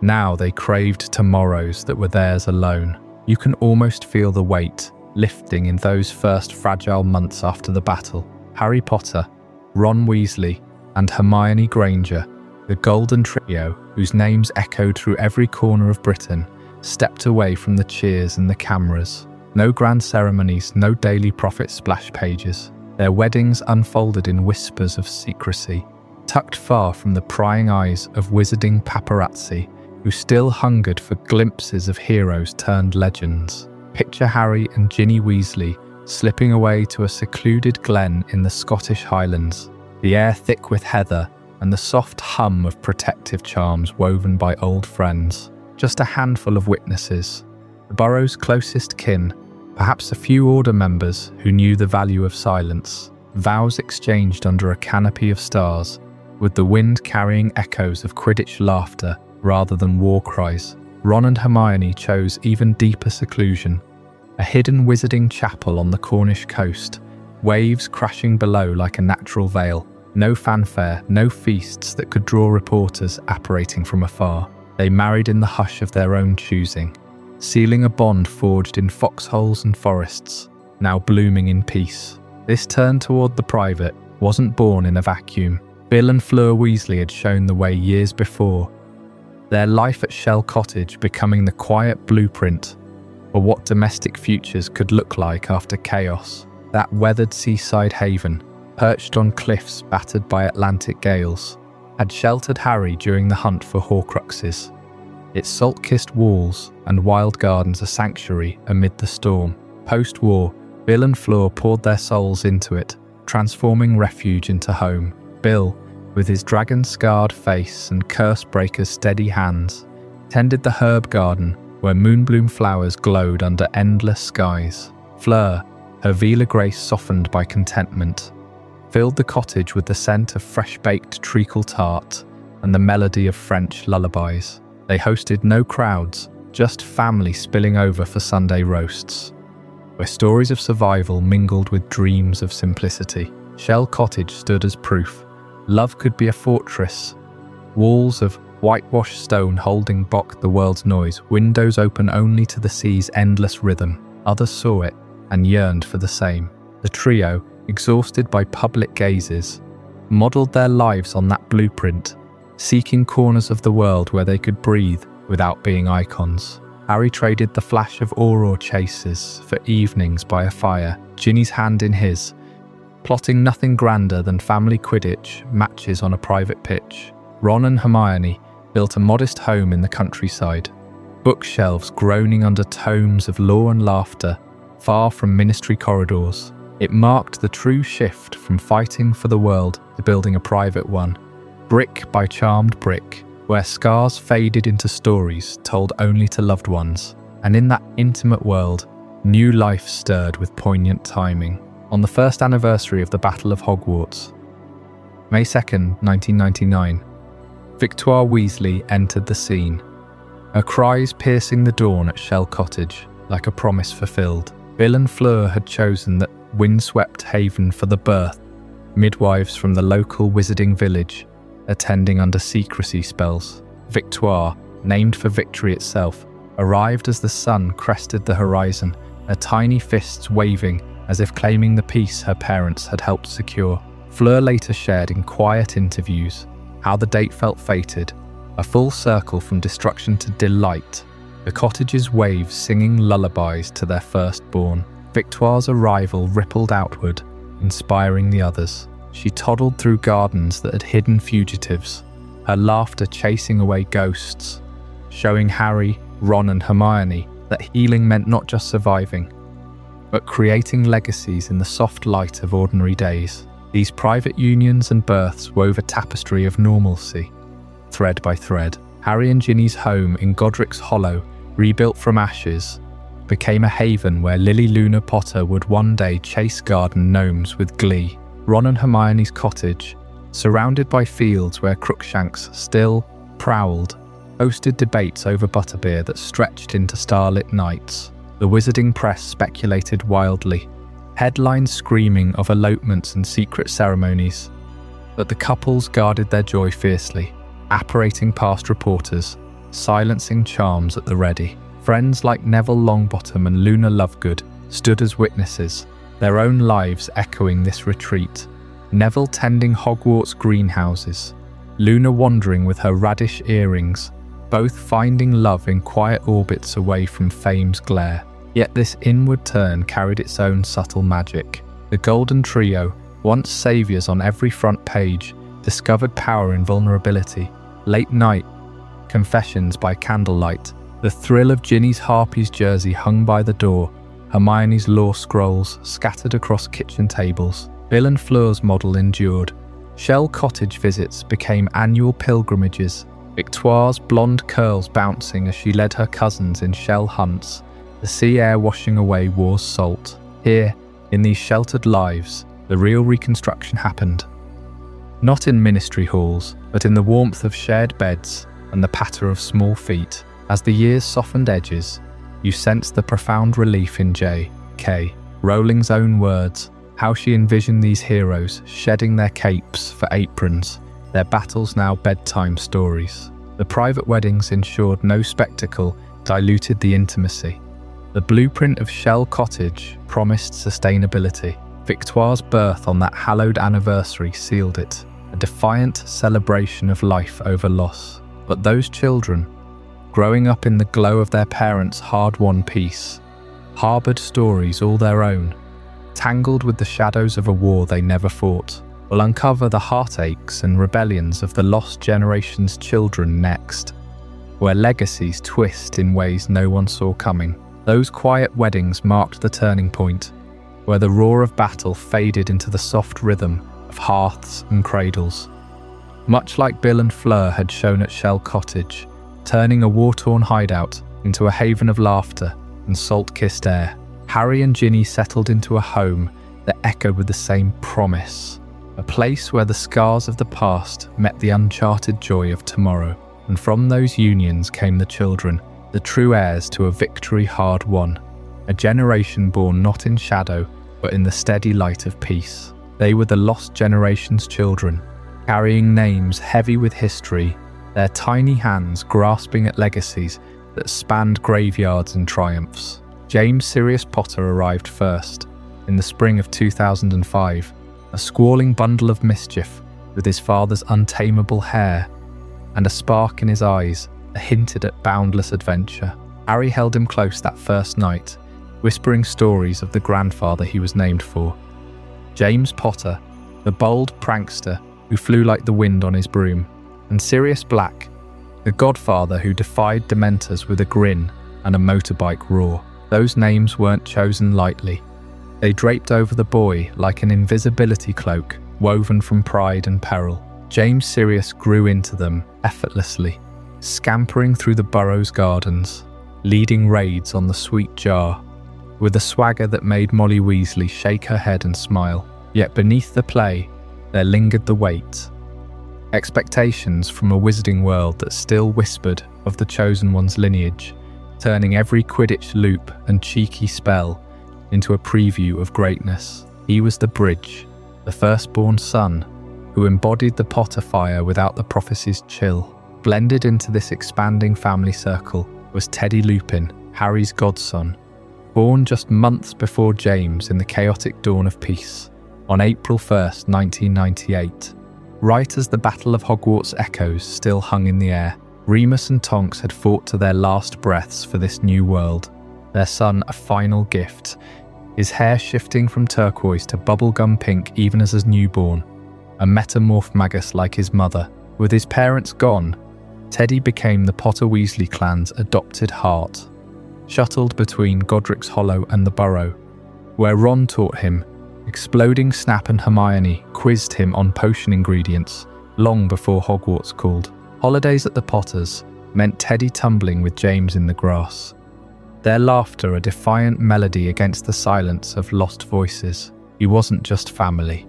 He was the thread stitching the survivors together, his changing eyes reflecting the clan's collective warmth, proving that blood meant less than loyalty forged in fire. But for all the raucous Christmases and summer Quidditch matches, Teddy's story carried a bittersweet edge, a quiet ache that mirrored Harry's own orphaned youth. Growing up without Remus's gentle guidance or Tonks's clumsy cheer, he navigated a world of what-ifs, much like Harry had under the Dursley stairs, wondering about a father's full moon stories or a mother's teasing hair flips. Harry saw himself in Teddy's every curious glance, vowing the boy would never know isolation.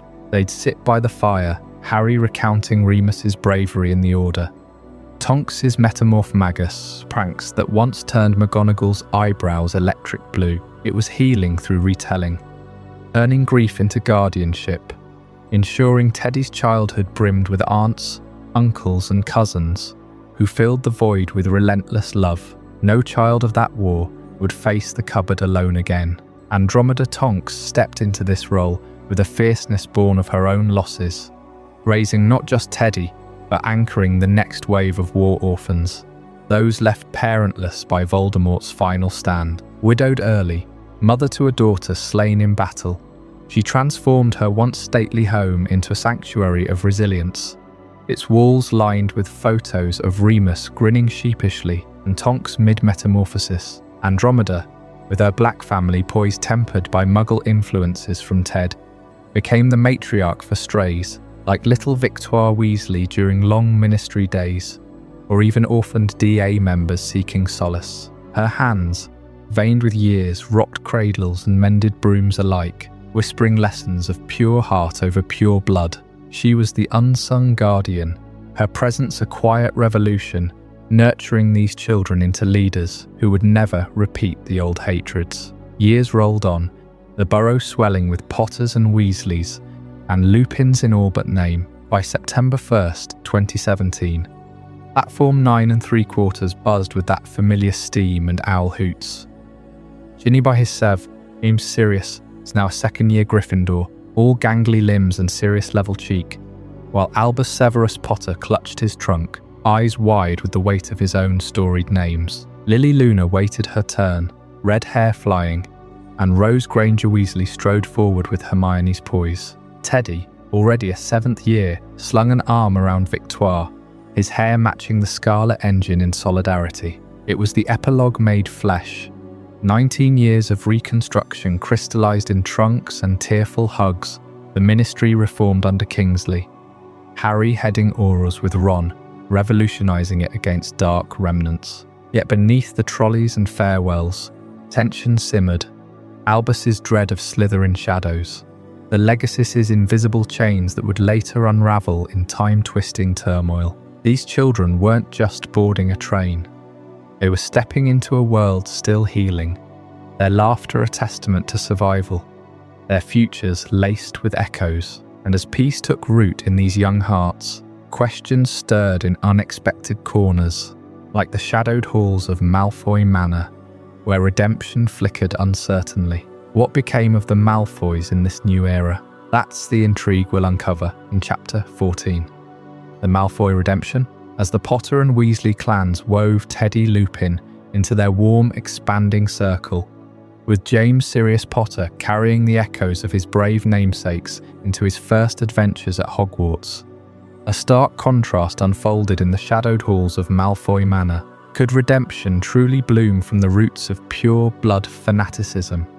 Or was it just another illusion in the wizarding world's fragile peace? Draco Malfoy, once the sneering boy who embodied Slytherin entitlement, emerged from the war's ashes not as a villain unrepentant, but as a man quietly reshaping his legacy. The trials had stripped the Malfoys of influence, their vaults lighter, their name synonymous with disgrace. Yet Draco, in his early 20s, found an unexpected anchor in Astoria Greengrass, a fellow Slytherin from a family long entangled in pure-blood politics. Their wedding, held in a subdued ceremony far from the prying eyes of the Daily Prophet, marked more than a union.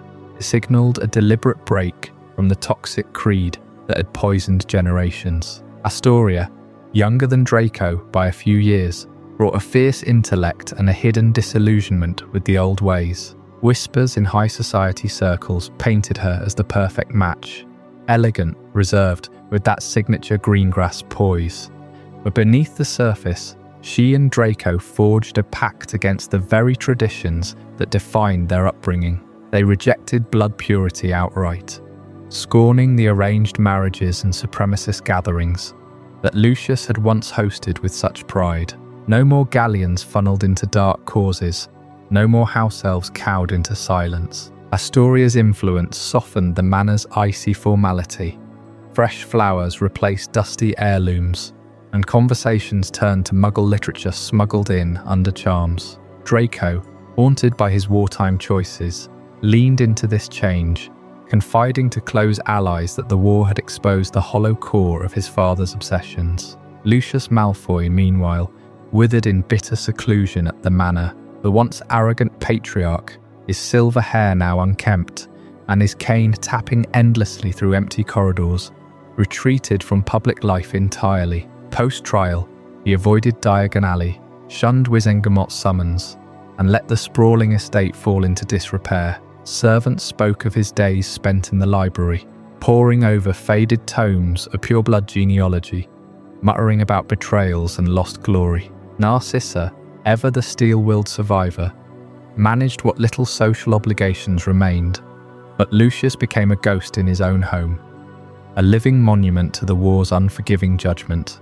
his reclusive rage simmering like a potion left too long on the boil. Years slipped by, and in that transformed manner, Scorpius Malfoy entered the world, a pale, wide-eyed boy born in the early 2010s, his arrival a fragile hope amid the family's fractures. Draco held his son for the first time, bowing silently, then aloud to Astoria that this child would never bear the weight of Supremacy's lies. No indoctrination into dark arts, no sneers at Muggle-borns, no pressure to uphold a crumbling hierarchy. They raised Scorpius with stories of redemption, lessons in empathy drawn from Draco's own regrets. He played in the gardens with charmed toys that mimicked Muggle bicycles, learned potions not for power but for healing, and grew up questioning the portraits that glared from the walls. Scorpius became the living proof of their pivot, blonde like his father, but with Astoria's thoughtful gaze,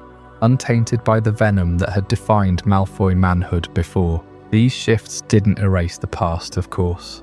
Encounters with Harry Potter in adulthood carried the chill of old battlefields. Picture them crossing paths at ministry functions in the late 20s teens.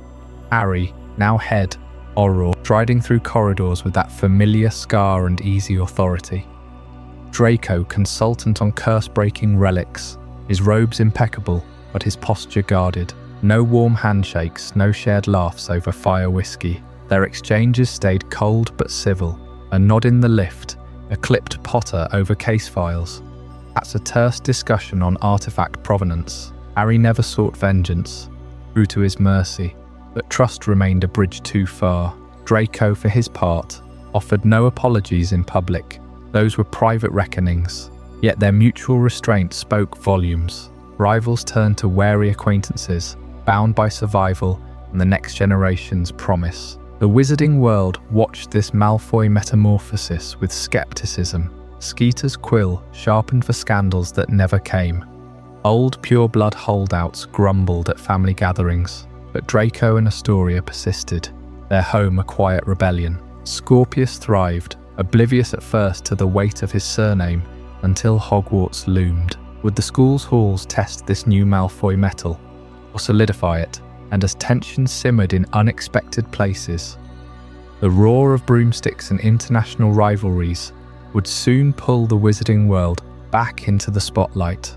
Up next in Chapter 15, the 2014 Quidditch World Cup, where old grudges reignite under stadium lights, and a single match changes everything you thought you knew about post-war unity. Those chance encounters between Harry and Draco had become almost routine by the early 2010s, a silent acknowledgement that survival demanded compromise. Draco would offer a curt nod across a crowded ministry atrium, Harry returning it with the same measured restraint, both men carrying the weight of their shared history without letting it spill over.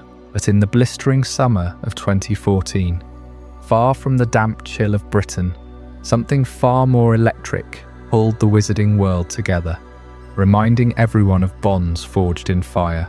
The Quidditch World Cup that year unfolded in the vast, unforgiving expanse of the Patagonian desert, where the air shimmered with heat and the wind whipped sand into swirling veils that stung like tiny hexes. Argentina hosted the final against Brazil, their stadium carved into rust-red cliffs that rose like ancient guardians, seats levitating in tiers that defied gravity. Wizards from every corner apparated in, tents blooming across the dunes like exotic fungi, the sky alive with banners snapping in the gale. Emerald green for Ireland's old rivals, fiery orange for the Brazilian samba-infused supporters. The roar of the crowd built like thunder before a storm, brooms slicing the horizon during practice flights, the scent of barbecued cayman and spiced pumpkin pasties thick on the breeze. It was here, amid this global frenzy, that Dumbledore's army reunited in full force for the first time since the war's end. Harry arrived with Ginny and young James Sirius, their tent a sturdy burrow hand-me-down warded against sandstorms. Ron and Hermione pitched theirs nearby, Rose chattering excitedly about the chaser's loops. Neville Longbottom showed up dusty from a greenhouse mishap, his wife Hannah Abbott at his side, both flushed from the flu journey. Luna Lovegood drifted in like a dream, her radish earrings swaying, towing a gaggle of Nargle spotting enthusiasts. Even Dean Thomas and Seamus Finnegan made the trek, Dean sketching the stadium's impossible arches, while Seamus regaled everyone with tales of his pyrotechnics business booming in Ireland. The group gathered around a roaring fire that night, desert stars blazing overhead like scattered diamonds, passing bottles of fire whiskey and swapping stories that bridged the years, their old scars itching under the relentless sun. Harry looked every bit the seasoned Auror he'd become, his once jet-black hair now threaded with silver at the temples, strands catching the firelight like frost on ebony. 16 years of chasing dark wizards through shadowed alleys and cursed ruins had etched lines around his eyes, a subtle limp from an old hex favouring his right leg on uneven sand. He'd risen to head Auror by then, revolutionising the department with Ron at first, rooting out corruption with the same relentless drive that felled Voldemort. But the toll showed in the quiet fatigue he carried, the way he'd rub his scar absent-mindedly when the crowd's cheers peaked, as if echoes of old battles hummed beneath the festivities. Ron, ever the counterpoint, had traded his Auror badge for the chaos of Weasley's Wizard Wheezes years back, turning it into a celebrity empire with branches in Diagon Alley and Hogsmeade. His hair had thinned noticeably, a reddish fringe framing a face softened by good meals and easier days, the freckles standing out against skin tanned from shop floor tinkering. He laughed loudest that night, demonstrating a new line of Peruvian instant darkness powder that blanketed their circle in giggling blackness.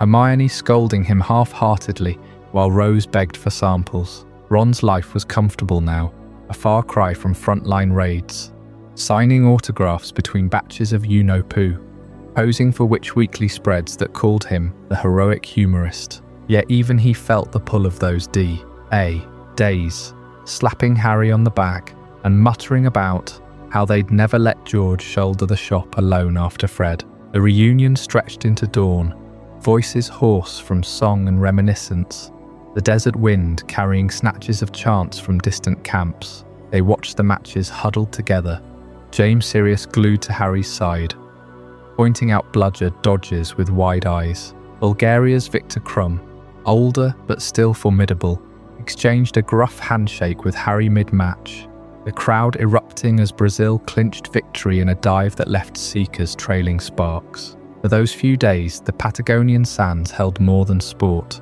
They cradled a family reborn, the D.A. Not just survivors, but pillars of a world they'd helped rebuild. Of course, no wizarding gathering escaped the yellow press unscathed. Rita Skeeter swooped in like a predatory bird, her quick quartz quill scratching furiously from the VIP stands. Her next Witch Weekly column splashed across the front page under the screaming headline, Dumbledore's Army Reunites. Potter's grey-haired glory or faded rebellion dissected every laugh, every hug with venomous glee. She painted Harry as a weary warrior, locks silvered by ceaseless crusades, Ron as a balding bon vivant, peddling pranks while the real work goes undone, and the whole group as relics rattling sabres in the desert dust. The sting lingered long after the sunburn faded. Owls deluged the borough with cuttings, fans debating in pubs whether the D.A. was a heroic echo or a has-been club. Harry crumpled his copy with a sigh, but Ginny framed hers ironically, a reminder that some battles never truly ended.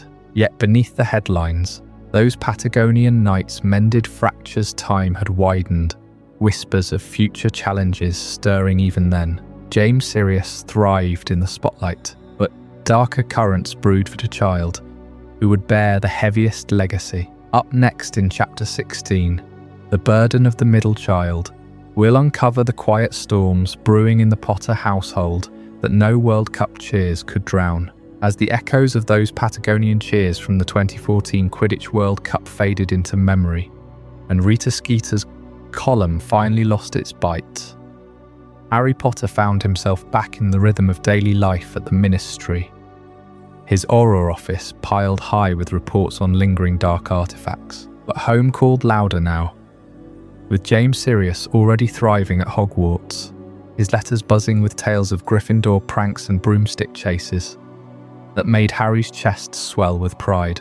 Yet beneath that surface glow, another story was unfolding in the Potter household, one far quieter, heavier, centered on the boy who came between the bold firstborn and the baby girl, still too young for spells. Albus Severus Potter entered the world on a crisp autumn evening in 2006, not with the fanfare that had shadowed his brother's arrival, but in the soft hush of St.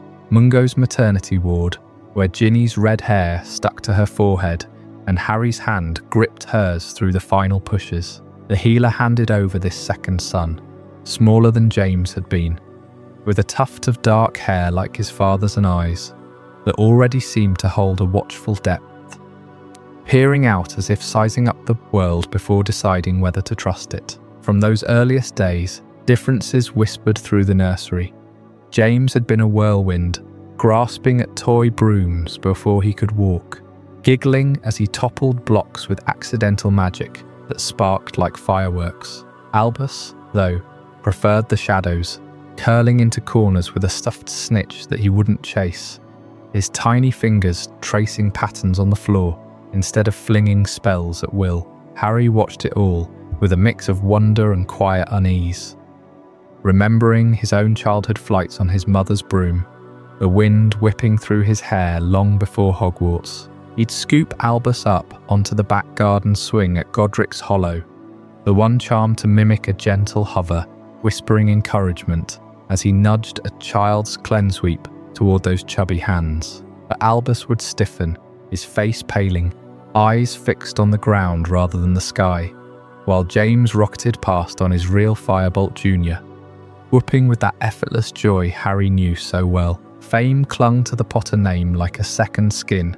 and Harry couldn't help pushing, subtly at first, then with a father's earnest hope, for Albus to claim it too, to soar into Quidditch tryouts or dazzle at family gatherings with the Weasleys, where brooms outnumbered wands. Yet every gentle nudge met resistance, a polite deflection, leaving Harry staring at his son's retreating back, wondering why this piece of his legacy felt so stubbornly out of reach. That disconnect deepened over the years, Harry buried in Auror raids by day, returning home to stories of James's latest Gryffindor exploits forwarded by Al, while Albus sat by the fire, sketching runes or losing himself in books about obscure potions masters. Harry tried bridging it with shared father-son outings, trips to the Ministry pitch for pickup games, or evenings recounting his own Seeker days against Slytherin. But Albus's smile stayed small, his questions turning inward, away from glory. Ginny noticed first, pulling Harry aside one night as rain pattered against the burrow's enchanted windows during a Weasley reunion. Their middle boy wasn't built for the spotlight, she said.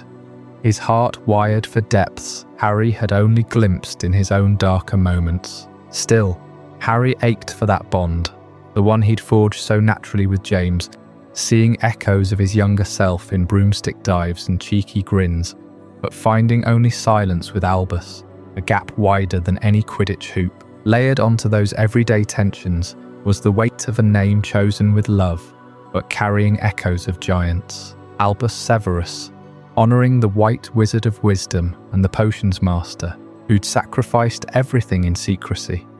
The two headmasters whose legacies had shaped Harry's survival. Harry had picked it deliberately, late one night in the hospital as Ginny rested, convinced it would armour his son against the world's judgments. But for the boy himself, it became a cloak too heavy to wear. Whispers followed him even in Muggle primary school, disguised as a quiet kid from a fancy family, classmates piecing together headlines from years past. At wizarding playdates with Rose Granger Weasley or Scorpius Malfoy, Draco's son, encountered awkwardly at Diagon Alley bookshops, Albus shrank under the expectations. What would Dumbledore demand of him? Precision, bravery beyond measure, and Snape, bitter, brilliant, redeemed only in death, whose shadow loomed in every family story Harry told. Painting a portrait of sacrifice Albus felt too frail to match. Friends teased lightly at first. "Hey, Professor Albus, brew us a potion," but the jest stung, planting seeds of doubt that flowered into midnight worries. By his 10th birthday, with Hogwarts looming just 2 years away, that anxiety bloomed into something tangible, a knot in Albus's chest that no calming draught could fully unravel. He'd trail Harry through the house at Grimmauld Place, now fully theirs again after renovations chased out the old ghosts, firing questions like stunning spells. What if he wasn't brave like James? What house would claim him? Gryffindor, with its roaring lions and Potter tradition, or something shunned? Harry reassured him, sharing tales of his own sorting hat deliberations. But Albus's eyes darted away, haunted by dreams of green-trimmed robes and serpents hissing judgments. The 2017 deadline crept closer like a shadow lengthening at dusk, marked on the kitchen calendar amid Ginny's Harpies schedules and Lily Luna's crayon scribbles. Family dinners grew strained, Albus picking at his treacle tart while James boasted of old prep. The middle child's silence speaking volumes about a burden no 11-year-old should carry alone. Teddy Lupin, ever the big brother figure with his metamorph magus, hair shifting to match Albus's moods, tried lightening the load during summer visits, morphing into Dumbledore for silly impressions, or Snape for mock potion lessons gone wrong. Ron and Hermione's Rose offered solidarity too, her own nerves about Hogwarts tempered by Hermione's relentless prep sessions, flashcards on house histories fluttering like owls at dawn. Yet Albus confided least in Harry, the man whose fame cast the longest shadow, their conversations circling unspoken fears. Ginny mediated, her Quidditch-honed instincts spotting the fumble before it happened, drawing Albus into herbology plots in the garden, where dirt-covered hands needed no heroics. Still, as platform 9 3/4 beckoned, the air thickened with what-ifs. Harry's own unresolved scars from a childhood, without parents mirroring his son's dread in ways he couldn't yet name. Those final months before departure, pulsed with undercurrents, the Ministry's post-war hum fading into background noise for Harry, who delegated more to focus on this rite of passage. Albus took to wandering the Hallows orchards alone, Firebolt propped forgotten against a tree, staring at the stars as if they held sorting secrets. The pressure simmered quietly, a potion bubbling toward overflow, testing the Potter bonds in ways no Death Eater duel ever had.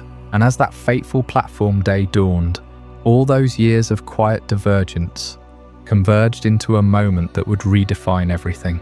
Next time, in Chapter 17, September 1st, 2017, we'll step right onto platform 9 3/4, where farewells turn into fractures and a single choice on the Hogwarts Express unleashes chaos no one saw coming. Stick around.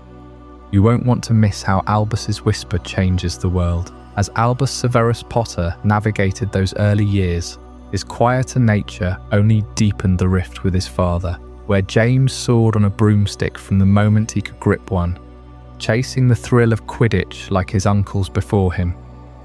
Albus preferred the shadows of the garden at Grimmauld Place, lost in books about ancient runes or sketching maps of forgotten wizarding ruins. Harry watched it all with a growing ache, his own fame a heavy cloak he never wanted his son to wear, yet he pushed gently.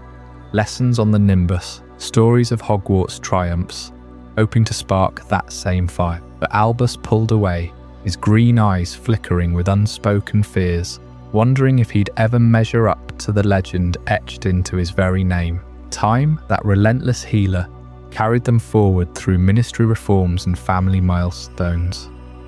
Harry's days filled with dismantling the last echoes of dark magic as head Auror, Ginny's voice rising in Quidditch commentary booths across the country, Rose Granger Weasley, born to Ron and Hermione amid stacks of law books and bubbling potions, grew into a sharp-minded girl with her mother's curls and her father's easy grin, devouring Hogwarts.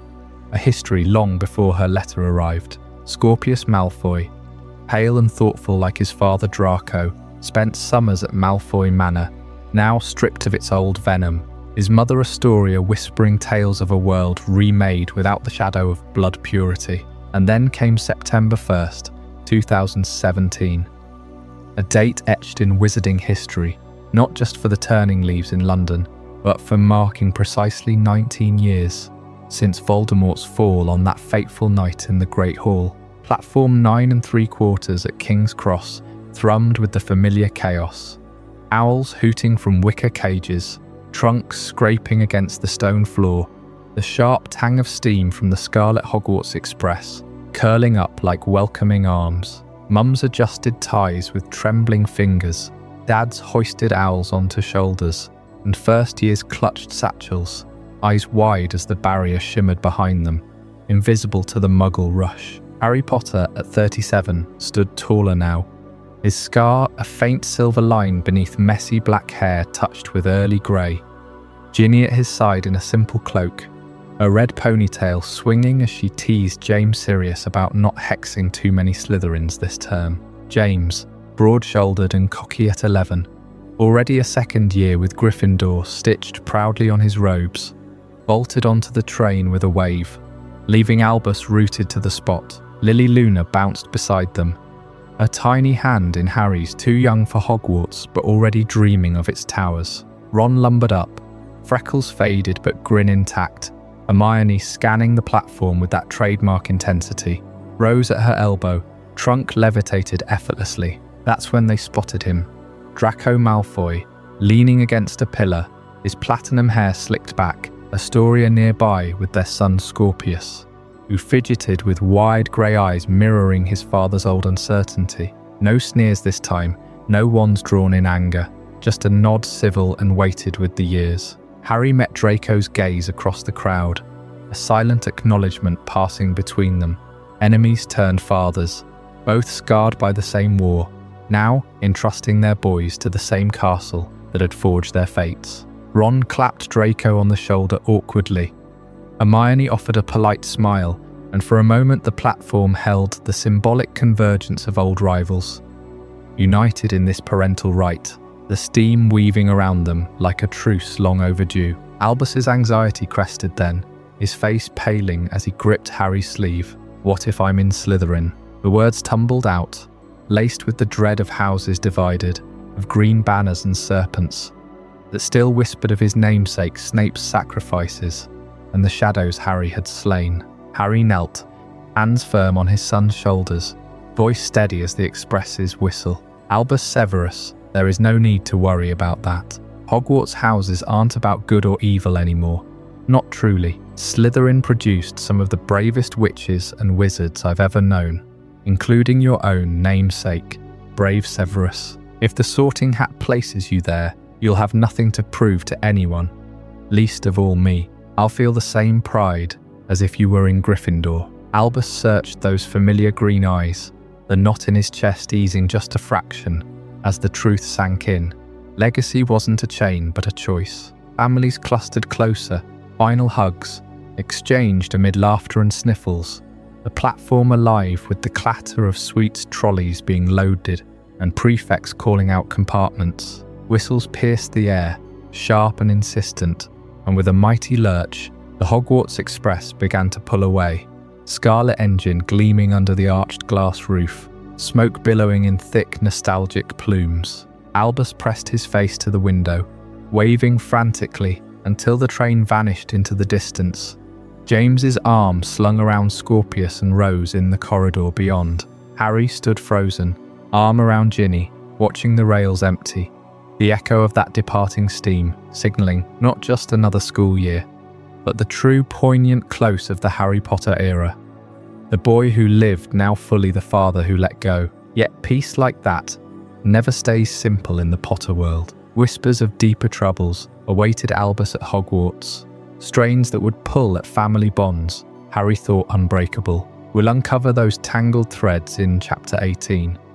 The Cursed Child Complications, where the scars of the past refuse to fade quietly. As the scarlet engine of the Hogwarts Express chugged away from platform 9 3/4, carrying Albus Severus Potter and his peers into the misty dawn of a new era.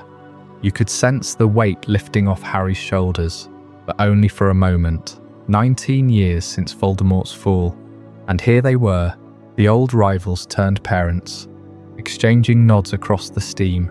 Harry, with his trademark scar faintly visible under the morning light. Draco Malfoy standing tall beside Scorpius, their son clutching a trunk that looked too polished for the journey ahead. Ron clapped Harry on the back. Hermione whispered something reassuring to Rose, but Albus pressed his face against the window, his green eyes wide with a dread that no one else seemed to notice. That dread crystallized just weeks later, under the enchanted ceiling of the Great Hall, where the Sorting Hat's ancient voice echoed like a whisper from forgotten tombs. Albus Severus Potter, middle son of the boy who lived, stepped forward amid the flicker of floating candles and the murmur of hundreds of students. The hat deliberated longer than it had for James Sirius, who'd landed in Gryffindor without a fuss the year before. Slytherin, it finally declared, and the hall fell into a stunned hush. Albus froze, the silver and green table erupting in sparse applause. Gryffindor benches sat silent, James's face twisting in disbelief from across the room. The rift tore open that very night, rippling back to the Potter home faster than any owl could fly. Harry, now head of the Auror office, had always pictured his son in scarlet and gold, charging broomsticks like he did in his youth. But Slytherin, House of Salazar, of cunning and ambition, the very lair that bred Voldemort's earliest followers, felt like a personal betrayal. Letters flew between them, sharp and pleading. Albus scribbling defences from the dungeons about wanting to be his own person, not live in his father's shadow. Harry paced the kitchen at Grimmauld Place, Ginny trying to mediate, but the scar on his forehead prickled, as if the old wounds had reopened. How could he explain to Albus that Slytherin wasn't evil? Not anymore when his own history screamed otherwise. Harry knew how to fight. Duels in the Ministry corridors, dismantling dark artifacts with Ron by his side, revolutions in the Auror ranks that rooted out corruption like Kingsley had dreamed. But parenting, that was a battlefield with no map, no Expelliarmus to disarm the silence at dinner. He'd stare at Albus during rare family visits, searching for the spark of Gryffindor bravery, offering Quidditch tips that fell flat because Albus hated flying, hated the crowds chanting his name. Harry, the saviour who'd faced Death Eaters at 17, fumbled words of wisdom, his voice cracking as he admitted his fears. "You have a choice," he'd say, echoing Dumbledore, but Albus heard only pressure, the curse of being the chosen one's son in a world that still whispered about saviours. Amid the castle's stone corridors, where torchlight danced on suits of armour and the lake's shadows pressed against Slytherin windows, Albus found an unlikely anchor in Scorpius Malfoy. They'd met on the train that fateful September 1st, squeezed into a compartment sticky with pumpkin pasties and nerves. Scorpius, pale and earnest, with Draco's platinum hair but none of his sneer, confessed his own terror of the hat. Afraid it lump him with his father's old reputation. Albus, spilling his guts about the family expectations, found a mirror in this boy everyone assumed would be a pint-sized Death Eater. They bonded over shared invisibility cloaks, borrowed in secret, late-night treacle-tart raids, and dreams of escaping their legacies. Gryffindor's golden boy and Slytherin's heir, defying the house's ancient grudge like some modern-day reconciliation charm. Whispers slithered through Hogwarts that first term, fueling Albus's isolation. The rumour of the Time Turner, a shadowy tale that a Ministry prototype had vanished from the Department of Mysteries, powerful enough to unravel time itself. Tied to it was the deeper chill. Rumours that Voldemort had sired an heir, hidden away in the war's chaos, waiting to claim what his father lost. Students glanced at Scorpius in the halls, muttering about Malfoy bloodlines, while Albus defended him fiercely, their friendship a quiet rebellion against the ghosts. Professors hushed it as gossip, but in the Slytherin common room, with its greenish glow from the Black Lake, the fears lingered like merpeople's songs, making every creak of the castle feel like a portent. Harry felt it too. Those Ministry briefings where old case files resurfaced, his Auror instincts twitching at the edges of peace he'd fought so hard for. He'd apparate home exhausted, watching Lily Luna play with Teddy Lupin, wondering if he'd failed Albus by not teaching him to wield a wand against doubt instead of dragons. The Pottersborough Christmases grew tense, James boasting of Gryffindor triumphs, while Albus retreated with Scorpius to the garden shed, plotting harmless pranks that hinted at bigger rebellions brewing. Yet in those complications lay the true curse, not houses or heirs, but the unravelling of what victory meant when the battles turned inward. Albus and Scorpius's bond deepened, a bridge across old divides, even as Harry grappled with a son slipping further into shadows he couldn't chase. The stage was set for something reckless, whispers of that lost Time Turner, growing into a plan that would drag them all back through time's fragile veil. But that's a tale for Chapter 19, the Time Turner heist. What desperate gambit would these boys pull to rewrite their fates, and at what shattering cost? As Albus Potter settled into Slytherin, his unlikely friendship with Scorpius Malfoy deepened into something unbreakable, forged in the dim green glow of the common room fires, and late-night whispers about fathers who loomed larger than life. Those conversations often turned to regrets, to the scars of the past that no one else seemed to carry quite like they did. Scorpius, with his wide eyes and earnest heart, would talk about his own father's shadowed history, while Albus wrestled with the weight of a name that invited endless comparisons. It was in that shared vulnerability that their boldest scheme took root, a plan born not from malice, but from a desperate urge to rewrite history's cruelest strokes. One foggy evening in the Slytherin dormitories, hidden away from prying prefect eyes, Albus and Scorpius uncovered a secret that changed everything, tucked inside the trunk of Theodore Nott. A quiet, brooding 7th year, known for his fascination with forbidden artifacts, inherited from his late Death Eater father, lay a prototype Time Turner. Not one of the standard Ministry issue models limited to hours, but an experimental version, shimmering with unstable golden sand that promised leaps across years. Nott had boasted about it once in a hushed tone, claiming he'd smuggled it from a black market dealer in Knockturn Alley. A relic whispered to have been tinkered with by unspeakable researchers before the war's end. The boys watched him for days, timing his routines, until one night they slipped a sleeping draught into his pumpkin juice and pried open the trunk. There it was, cool and humming faintly against their palms, its hourglass chains twisting like living serpents. Holding it felt like grasping fate itself, electric and forbidden. With the Time Turner in hand, Albus and Scorpius launched their mission to right the wrongs of the past, zeroing in on one tragedy that haunted Albus most, the death of Cedric Diggory. You remember Cedric, the Hufflepuff champion from the Triwizard Tournament.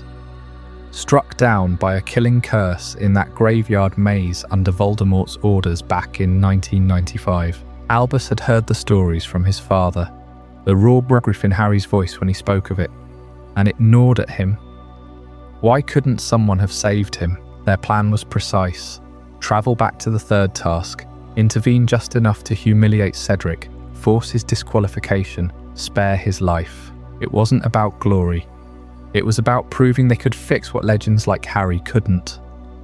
About easing the invisible burdens their parents dragged into every family dinner. They tested the device in abandoned classrooms first. Small jumps that left them dizzy and out of sync with the castle's clocks, the air rippling like heat haze around them. Each success fueled their fire, the prototype's power humming louder, unstable but intoxicating. Enter Delphi Diggory, a figure who slipped into their lives like smoke through a keyhole. Her influence as mysterious as a half-remembered dream. She appeared one stormy afternoon in the Hog's Head pub in Hogsmeade, posing as the cousin of the late Cedric, her pale face framed by wild dark hair, eyes sharp with a hunger that mirrored their own. Delphi knew too much. Details about the Time Turner, Nott's habits, even Albus's private doubts about his father. She claimed to have lost everything when Cedric died, her family shattered, and offered to guide them. Sketching maps of the tournament grounds from memory, whispering incantations to stabilize the Turner's wild swings. There was something off about her. A chill that lingered in her laugh, the way her fingers brushed the device with possessive familiarity. But in their youthful fervour, the boys dismissed it. She became their shadowy mentor, urging them deeper, her voice weaving spells of conviction that drowned out caution. Who was she really? That question hung like fog, thickening with every clandestine meeting. Meanwhile, back in London, Hermione Granger Weasley, now Minister for Magic, faced a nightmare unfolding right under her nose. Elected in a landslide after years, reshaping the ministry from within, she oversaw a gleaming new era of transparency, her office a fortress of anti-intrusion charms and house elf sentries. But whispers of a security breach rippled through the atrium. Files on experimental time turners vanishing from the Department of Mysteries, patrol logs showing anomalous temporal distortions. Hermione paced her sunlit office, parchments swirling in frustration, her brilliant mind piecing together the impossible. Someone had breached the vaults, not with force, but with insider cunning. She rallied Harry and Ron, old comrades turned department heads, launching discreet inquiries that pointed to Hogwarts, to Slytherin boys with grudges and gadgets. The irony stung. Her own daughter Rose thriving in Gryffindor, oblivious. While this shadow threatened the fragile peace she'd fought for, Hermione's resolve hardened, her quill scratching emergency decrees late into the night, determined to seal the cracks before time itself unraveled. The heist spiraled from there, the boys' jumps growing bolder, Delphi's grip tightening, until reality began to fray at the edges, echoes of altered timelines brushing against the present like ghosts. Albus felt it first, headaches pulsing with visions of worlds not quite their own, while Scorpius clung to fading photographs of his family morphing into strangers. Hermione's investigators closed in, Theodore not rousing to furious accusations, but the damage was done, the prototype's sands spilling into chaos. What if one more turn could save everything, or destroy it all? That question explodes into even wilder territory in our next chapter, Alternate Realities, where the boys meddling births timelines you won't believe. Stick around, because the ripples from this heist redefine everything you thought you knew about legacy and loss. I hope you're as amazed by this as I am. If you want to stay updated on more content like this, make sure to subscribe and join our community of curious minds. Trust me, what's coming next will challenge everything you thought you knew. With the prototype Time Turner humming in their hands, Albus Potter and Scorpius Malfoy slipped back to 1995, right into the heart of the Triwizard Tournament's third task. The air in the maze hung thick with ancient magic, hedges whispering secrets as they spotted Cedric Diggory, tall and determined, navigating the twisting paths toward the Triwizard Cup. Their plan was simple in its desperation: to sabotage him just enough to keep him from touching that portkey, to spare him the killing curse Voldemort had waiting in the graveyard. A few disarming charms, a confundus here and there, nothing lethal. But time, as they would learn, doesn't bend without snapping back. Cedric staggered under their barrage, his face twisting from confusion to raw humiliation, as fellow champions and spectators watched him fumble like a first year. He didn't reach the cup that night, didn't vanish to his doom. Instead, the shame festered. In the weeks that followed, whispers spread through Hogwarts corridors about the Hufflepuff's disgrace. Cedric Diggory, once a beacon of fair play, hardened into something vengeful. He sought power in the shadows, aligning with those who promised retribution against the world that mocked him. The ripple spread like fiend fire, without Cedric's death galvanizing Harry, exposing Pettigrew. The events of that summer unraveled. Voldemort's forces grew bolder, unchecked. By the time the Battle of Hogwarts loomed, the scales had tipped. In this twisted reality, the Dark Lord triumphed, his reign casting Britain into eternal night. Harry Potter lay dead, struck down before he could wield the Elder Wand's final defiance. Memorials to the boy who lived dotted the streets, cold stone statues under ministry banners bearing the snake and skull. Scorpius, flung into this nightmare upon his return, wandered a Hogwarts patrolled by Death Eaters, where his own parents clung to fragile lives under Voldemort's rule, their marriage a hollow echo in a world devouring hope. Desperate, Albus and Scorpius tried again, leaping further back with Delphi's unwitting guidance, tampering deeper into the timeline. This time they chased a bolder fix, ensuring Voldemort's defeat at its root, but every alteration carved new wounds. In one such fracture,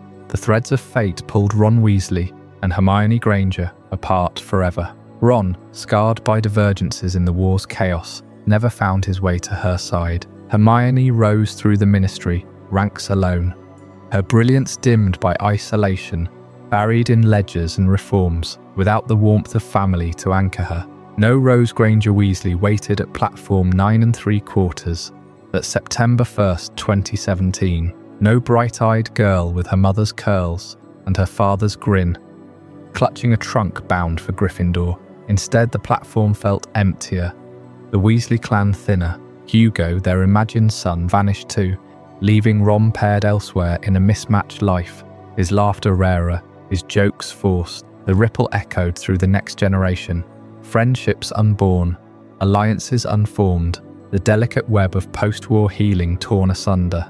Harry's family stood intact, but the unity that had defeated Voldemort frayed at the edges, exposing how one romance's absence could starve the future of its spark. Albus watched these worlds unfold in stolen glimpses through the Time Turner's glow, his stomach churning as he saw his father vilified or erased, his mother a stranger to joy. Scorpius, ever the optimist, pieced together fragments from Potterwatch broadcasts and smuggled daily profits, realizing the truth that chilled them both. The perfect ending they idolized, the epilogue's sunny platform, the children's excited chatter, the scars faded to stories, was more fragile than they believed. One misplaced spell, one altered heartbeat in the maze, and it all crumbled. Time wasn't a river to redirect, it was a dragon, coiled and ready to scorch anyone who prodded its scales. These alternate realities haunted their every step back to their own time. The devastating consequences of meddling with the Triwizard tournament etched into their minds like a permanent curse. They emerged shaken, the Time Turner's sands spent, vowing never again, but shadows lingered, pulling them toward greater dangers. What they uncovered next about Delphi would unravel everything they thought they knew in Chapter 21. The secret of Delphi. Those alternate realities had shattered everything. Albus and Scorpius thought they knew, leaving them stranded in a nightmare where their parents' lives unraveled without them ever existing. Ron wandered alone, bitter and broken, while Hermione chased shadows of what might have been, her fire dimmed by a world that never let her spark ignite. But as the boys clawed their way back through the fractured threads of time, they stumbled into the grasp of a figure who had been watching from the darkness all along. Delphi, the enigmatic woman posing as Amos Diggory's caregiver, her eyes holding secrets sharper than any curse. She had lured them in with promises of fixing Cedric's death. But now, with the Time Turner in her hands, Delphi's mask began to crack. Albus felt it first. That chill in the air of the Diggory cottage, the way her laughter echoed too much like the cackles from old stories his father told. Scorpius pressed her, desperate for answers, amid the ruins of their meddling, and that's when she let it slip. The truth that had festered in secrecy for decades. Delphi was no ordinary orphan of war. She was the daughter of Bellatrix Lestrange and Voldemort himself. Conceived in the fevered heights of their dark alliance, born just before the Battle of Hogwarts claimed her mother's life. Picture the weight of that revelation hanging in the dim light of that cramped room, the portraits on the walls seeming to lean in, as if the very house held its breath. Bellatrix, with her wild hair and unhinged devotion, had carried this child amid the chaos of the final days, hiding her away from the world that would have hunted her down. Voldemort, in his arrogance, had seen potential in his bloodline, a vessel for his return. Delphi spoke of it not with shame, but with a twisted pride, her fingers tracing the scars on her arms like badges of honor. Albus recoiled, his mind racing to the tales of his father's battles, while Scorpius whispered the impossibilities. But there was no denying the evidence in her veins. The pale skin, the intensity in her gaze that mirrored the Dark Lord's own. This was no accident of history. Delphi's existence tied back to an ancient prophecy, whispered among the oracles of old, foretelling the rise of the augury, a child of shadow and storm, harbinger of the Dark Lord's resurrection. The augury, that mournful bird whose cry heralded rain and ruin, symbolized her perfectly. Elusive, dripping with omens, destined to weep the world back into darkness. She had pored over the scrolls in hidden corners of the wizarding world, piecing together rituals long forgotten, all to summon her father from the void. With the Time Turner, she planned to rewrite the night of his defeat, ensuring his victory by preventing Harry's survival from the start. Her voice grew fervent as she described it, the air thickening with the scent of damp stone and flickering candle wax, her plan unfolding like a venomous flower. Gather the right stars, chant the forbidden incantations, and pull Voldemort's essence through the veil of time. Harry, back in his world, sensed the ripples before he fully understood them. Reports from the Ministry spoke of temporal anomalies, whispers of a woman meddling with the fabric of reality.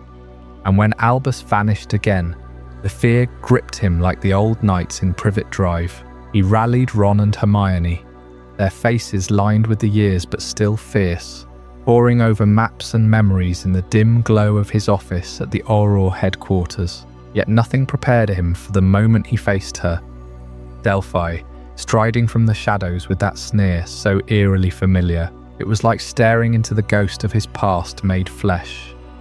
Bellatrix's manic glee twisted with Voldemort's serpentine calm, every gesture an echo of the nightmares that had haunted his sleep for nearly 2 decades. The psychological toll hit Harry like a bludgeon to the chest. Here was the embodiment of everything he had fought to bury. The love that birthed pure evil, the bloodline he thought severed forever. His scar prickled, not with pain, but with a deep, nauseating recognition, as if the Horcruxes had reformed inside him. He saw Lily's death in Delphi's eyes. James's laughter silenced anew, the green light of Avada Kedavra flashing in her wand hand. Ron steadied him, Hermione's logic cutting through the fog.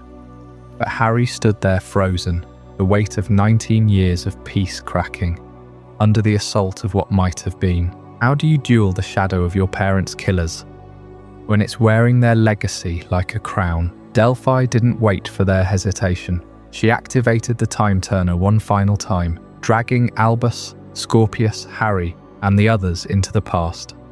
To Godric's Hollow, on the night of October 31st, 1981, the air turned crisp with autumn chill, the snow falling soft and silent over the village, just as it had that fateful Halloween. Lanterns flickered in cottage windows, children long gone to bed, unaware of the storm brewing.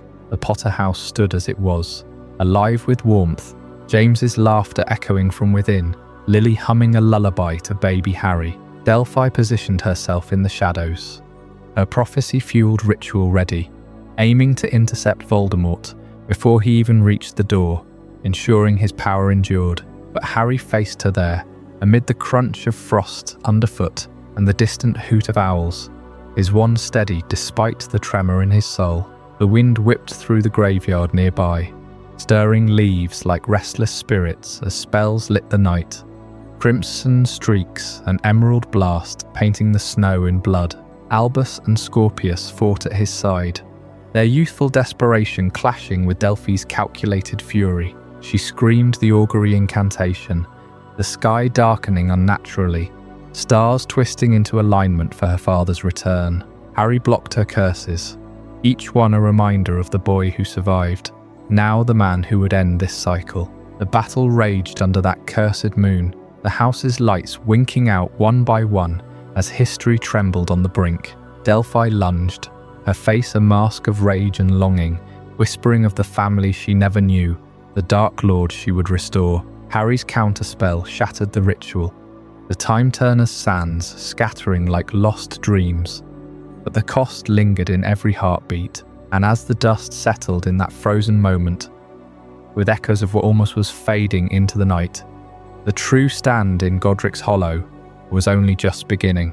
That's what we'll uncover next in Chapter 22, the Godric's Hollow Stand, where Harry confronts not just Delphi, but the unbreakable threads tying his past to this fragile future. We won't want to miss how it all unravels from there, with Delphi's true origins exposed, her chilling plan to fulfill the augury prophecy and summon Voldemort back into existence on the very night he first fell crystallized into a nightmare no one could ignore. She had twisted time itself, positioning herself in Godric's Hollow on October 31st, 1981, ready to intercept that fatal curse and rewrite history from the cradle of Harry's survival. Harry Potter, now thrust back into the shadows of his own birthplace, felt the weight of every shadowed corner pressing in. The air hung thick with the scent of wood smoke and distant rain, the same chill that had seeped into his bones as a baby. Ron Weasley gripped his wand tighter, his freckled face set in grim determination, while Hermione Granger's eyes darted through the dim light, calculating trajectories and spells with that unyielding precision she'd honed over decades. And there, an unlikely ally, Draco Malfoy, stood shoulder to shoulder with them, his silver blonde hair catching faint moonlight, the old rivalries burned away by the shared terror of what Delphi could unleash. Harry, Ron, Hermione and Draco uniting to stop Delphi in the past wasn't just a desperate alliance. It was the only thread holding the fabric of their world together.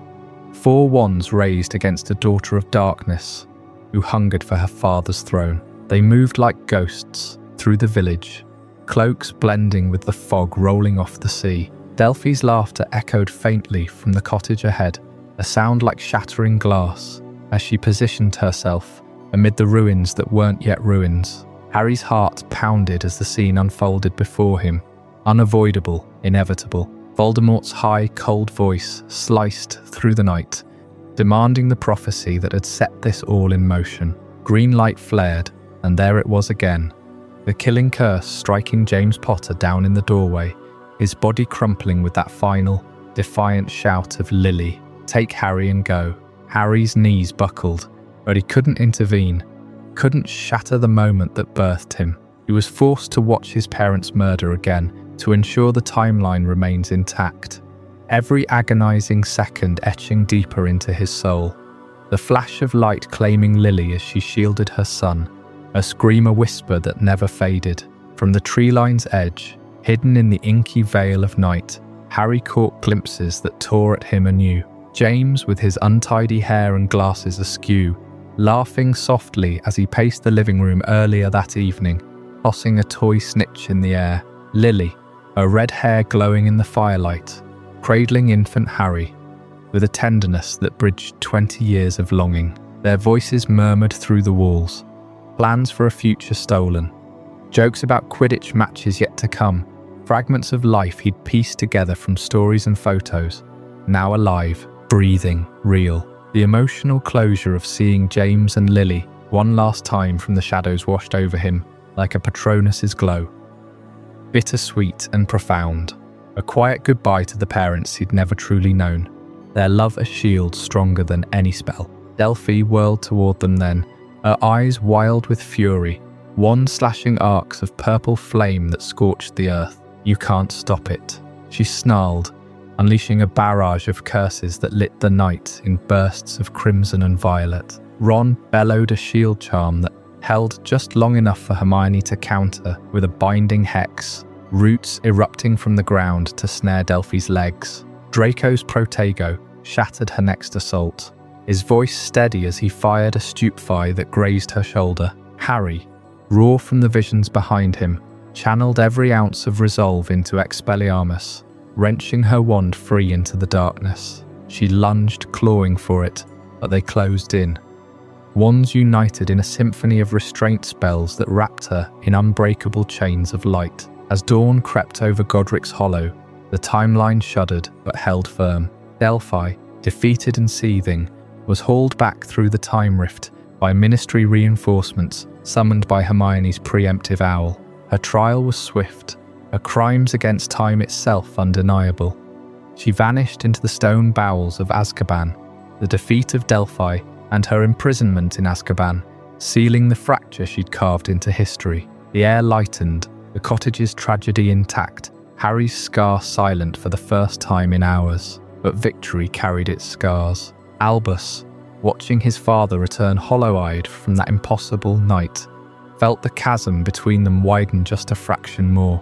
Up next in Healing the Father-Son Bond, discover how Harry confronts the ghosts of his choices to mend what's fraying at home. Will forgiveness bloom where rebellion once took root? As the dust settled from that agonizing confrontation in Godric's Hollow, Harry Potter stepped back through the veil of time, his face etched with a fresh layer of grief that no spell could erase. The timeline held firm, Delphi's scheme thwarted, but the cost lingered in the air like smoke from a dying fire. Harry stared into the eyes of his mother and father one last time, watching their sacrifice unfold again, powerless to intervene. Ron clapped a heavy hand on his shoulder. Hermione whispered assurances about the anchors they'd set. And even Draco Malfoy offered a nod of grim respect before they all vanished back to their present. Yet for Harry, the real battle was just beginning. Not against dark wizards, but against the shadows he'd carried for decades. The Potter home at number 12, Grimmauld Square, felt heavier that night. the wards humming with exhaustion as Harry collapsed into the sitting room chair, his scar prickling faintly, not from Voldemort's echo, but from the raw wound of memory. Albus Severus Potter, his 11-year-old son, no, his young man now hardened by secrets and time's cruel twists, stood frozen in the doorway, eyes wide with the weight of what they'd all endured. Scorpius Malfoy hovered nearby, pale and shaken, but it was father and son who locked gazes first. The time travel crisis had ripped open old fault lines. Albus's rebellion, the sorting into Slytherin that had felt like a betrayal, the desperate grabs at history to escape a legacy too vast. But in the quiet aftermath, with the house elves clearing away cold tea and the fire crackling low, honesty finally broke through. Harry's voice cracked as he pulled Albus close, the words tumbling out like confessions long buried. I was so scared, Al, not just of Delphi or the past unraveling, but of you hating me for the life I gave you, the scar, the stares, the weight of being my son. Albus stiffened at first, then sank into the embrace, his own tears soaking Harry's shirt. For years, Harry had hidden his vulnerabilities behind the Auror badge. The head of department's title, the hero's mask, polished by 19 years of peace. But now, he admitted it all. The unbearable weight of his past. How the Dursleys' neglect had twisted into a fear of failing his own children. How every nightmare of the graveyard duel or the Forbidden Forest still woke him gasping. I thought being strong meant carrying it alone, Harry murmured, his green eyes mirroring his son's. But it's crushed me, Albus, and I see it crushing you too. That raw admission bridged the chasm. The chosen one wasn't invincible. He was just a man terrified of history repeating in the ones he loved most. In the days that followed, as the Ministry scrambled to contain whispers of temporal anomalies, and Harry filed reports that danced around the truth, Albus began to shift. Slytherin House, once a symbol of their rift, became his anchor. No longer did he slink through the castle corridors, hiding his green-trimmed robes. He wore them with a quiet defiance, leaning into the house's cunning and ambition as strengths, not stains. Professors noticed. Slughorn pulled him aside for late-night potion sessions, praising his intuitive grasp of brews that echoed Snape's legacy without the bitterness. Albus dove into the Slytherin common room's underwater glow, forging bonds beyond Scorpius, debating house points with a sharpness that surprised even the pure-blood purists. It was as if the time-travel chaos had stripped away his shame. He confided in Harry during fireside talks that Slytherin let him carve his own path, away from Gryffindor's roaring spotlight. It's not about ambition for power, Dad, Albus said one evening, emerald eyes steady. It's about proving I can choose my own darkness and light. Harry listened, pride swelling where doubt had festered, watching his son bloom in silver and green. That healing rippled outward, drawing in the unlikeliest allies. Scorpius Malfoy, with his wide-eyed loyalty and Malfoy pallor, had been the spark, his friendship with Albus a quiet revolution against old hatreds. Draco, ever the wary father, arrived at Grimmauld Place under truce, Astoria at his side, her gentle presence softening the edges. What started as awkward thanks for saving the world, again, unfolded into shared stories over butterbeer that loosened decades of enmity. Harry and Draco recounted the train platform scuffles, the bathroom brawl, laughing at the absurdity through adult lenses. Ginny and Astoria bonded over parenting scars, while Ron grumbled but passed the crisps. The Potter and Malfoy families reconciled not through grand gestures, but through their sons. Albus and Scorpius, hand in hand at platform 9 3/4, their laughter echoing as the Hogwarts Express whistled. Feuds born in pure blood, supremacy and wartime trenches dissolved in that simple truth. The next generation had rewritten the ending. 19 years after Voldemort's fall, the wizarding world breathed easier. But for Harry, true peace came in these small victories. A son's embrace, a house claimed, families mended. Yet scars have a way of whispering long after the wounds close, hinting at deeper mysteries tied to the lightning bolt on Harry's forehead. In the next chapter, The Legacy of the Scar, We'll uncover how that mark pulsed with secrets. Even Harry couldn't fully escape, pulling him into shadows he thought vanquished forever. What hidden power stirred within it after all those years, as Harry laid bare the unbearable weight of his past to Albus? That jagged lightning bolt scar on his forehead stirred for the first time in over 2 decades, a faint prickle that bloomed into a sharp, insistent ache. It was 2020, 22 years since the Battle of Hogwarts, and the wizarding world had long settled into an uneasy peace. Yet here was the scar, pulsing like a dormant curse reawakening, healers at St. Mungo's puzzled over it endlessly, their diagnostic spells flickering uselessly across the faded tissue. Could it be a delayed echo of the killing curse that carved it in the first place, or some magical residue from Voldemort's splintered soul, finally unravelling after years of dormancy? Potions brewed from Phoenix Tears and Unicorn Horn offered no relief, and even Hermione, now a towering figure in magical law enforcement, pored over ancient texts in the Ministry's restricted archives, chasing theories of soul link severances that might explain why the pain resurfaced now, tied inexplicably to whispers of time meddled with and shadows from Godric's Hollow. You can almost feel the chill in Harry's office that night, the dim glow of his wand illuminating stacks of parchment as he pressed a hand to his brow, sweat beading despite the cool air.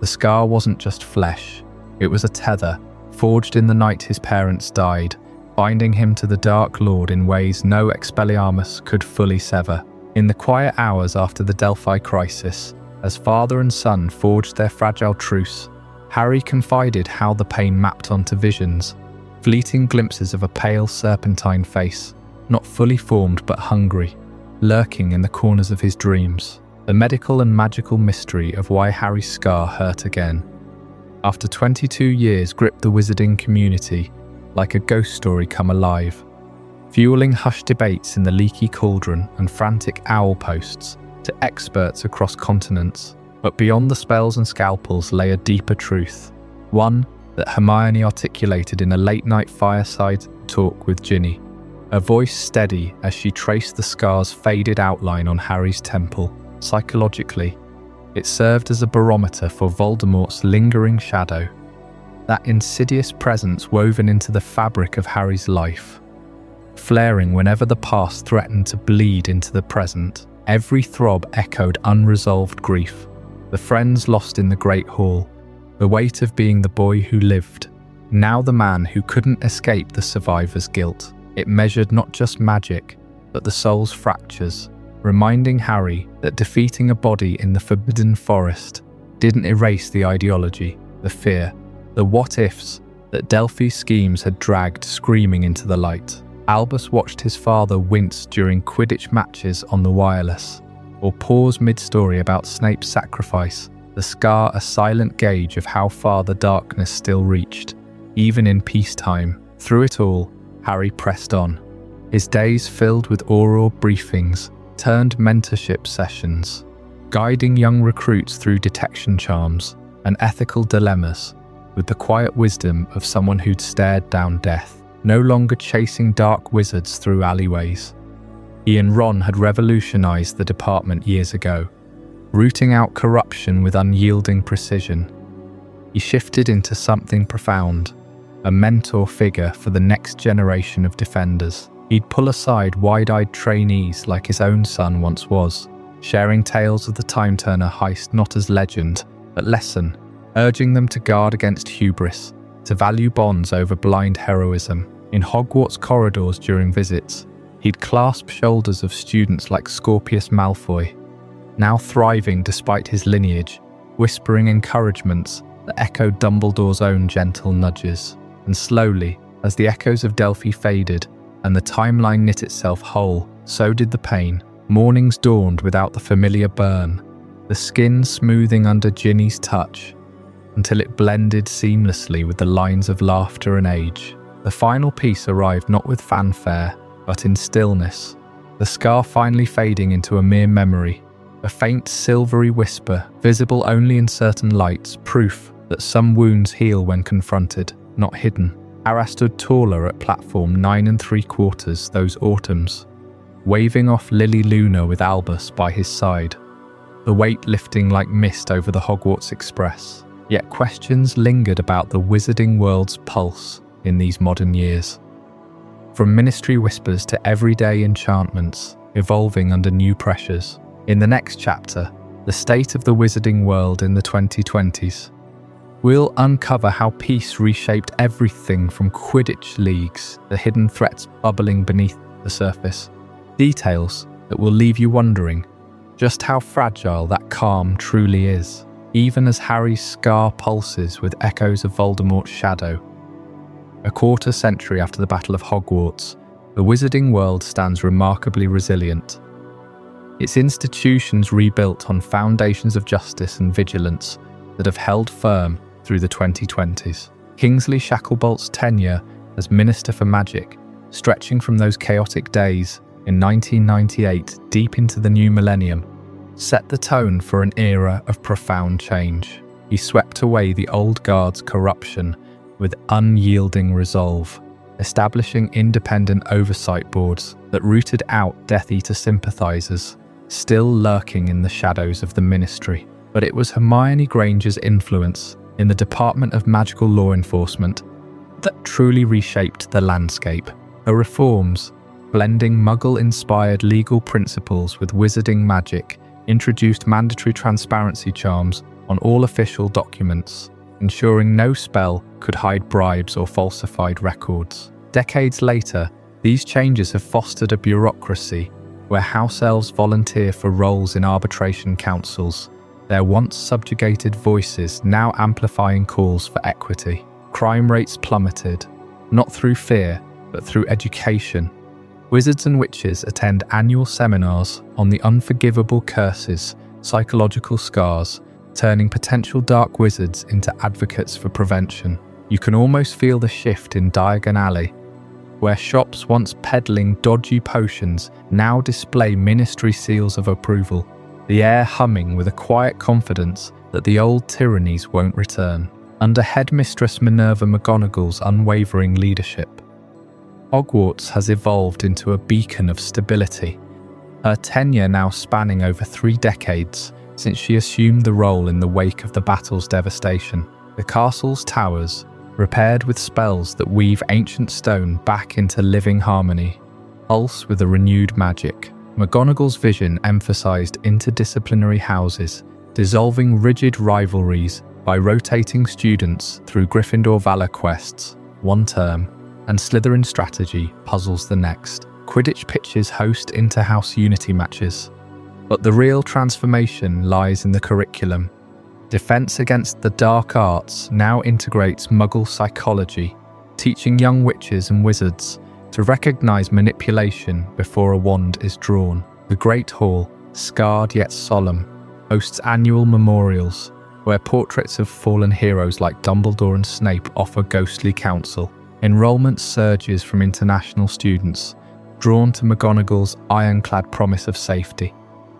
No child has faced a true dark threat on those grounds since the Carrow's reign. Wandering the corridors in your mind, you hear laughter echoing off transfigured walls, suits of armour reciting house points with pride. McGonagall herself, tartan robes crisp as ever, patrolling with a gaze that misses nothing. Yet no reform comes without new challenges, especially as Muggle technology races ahead.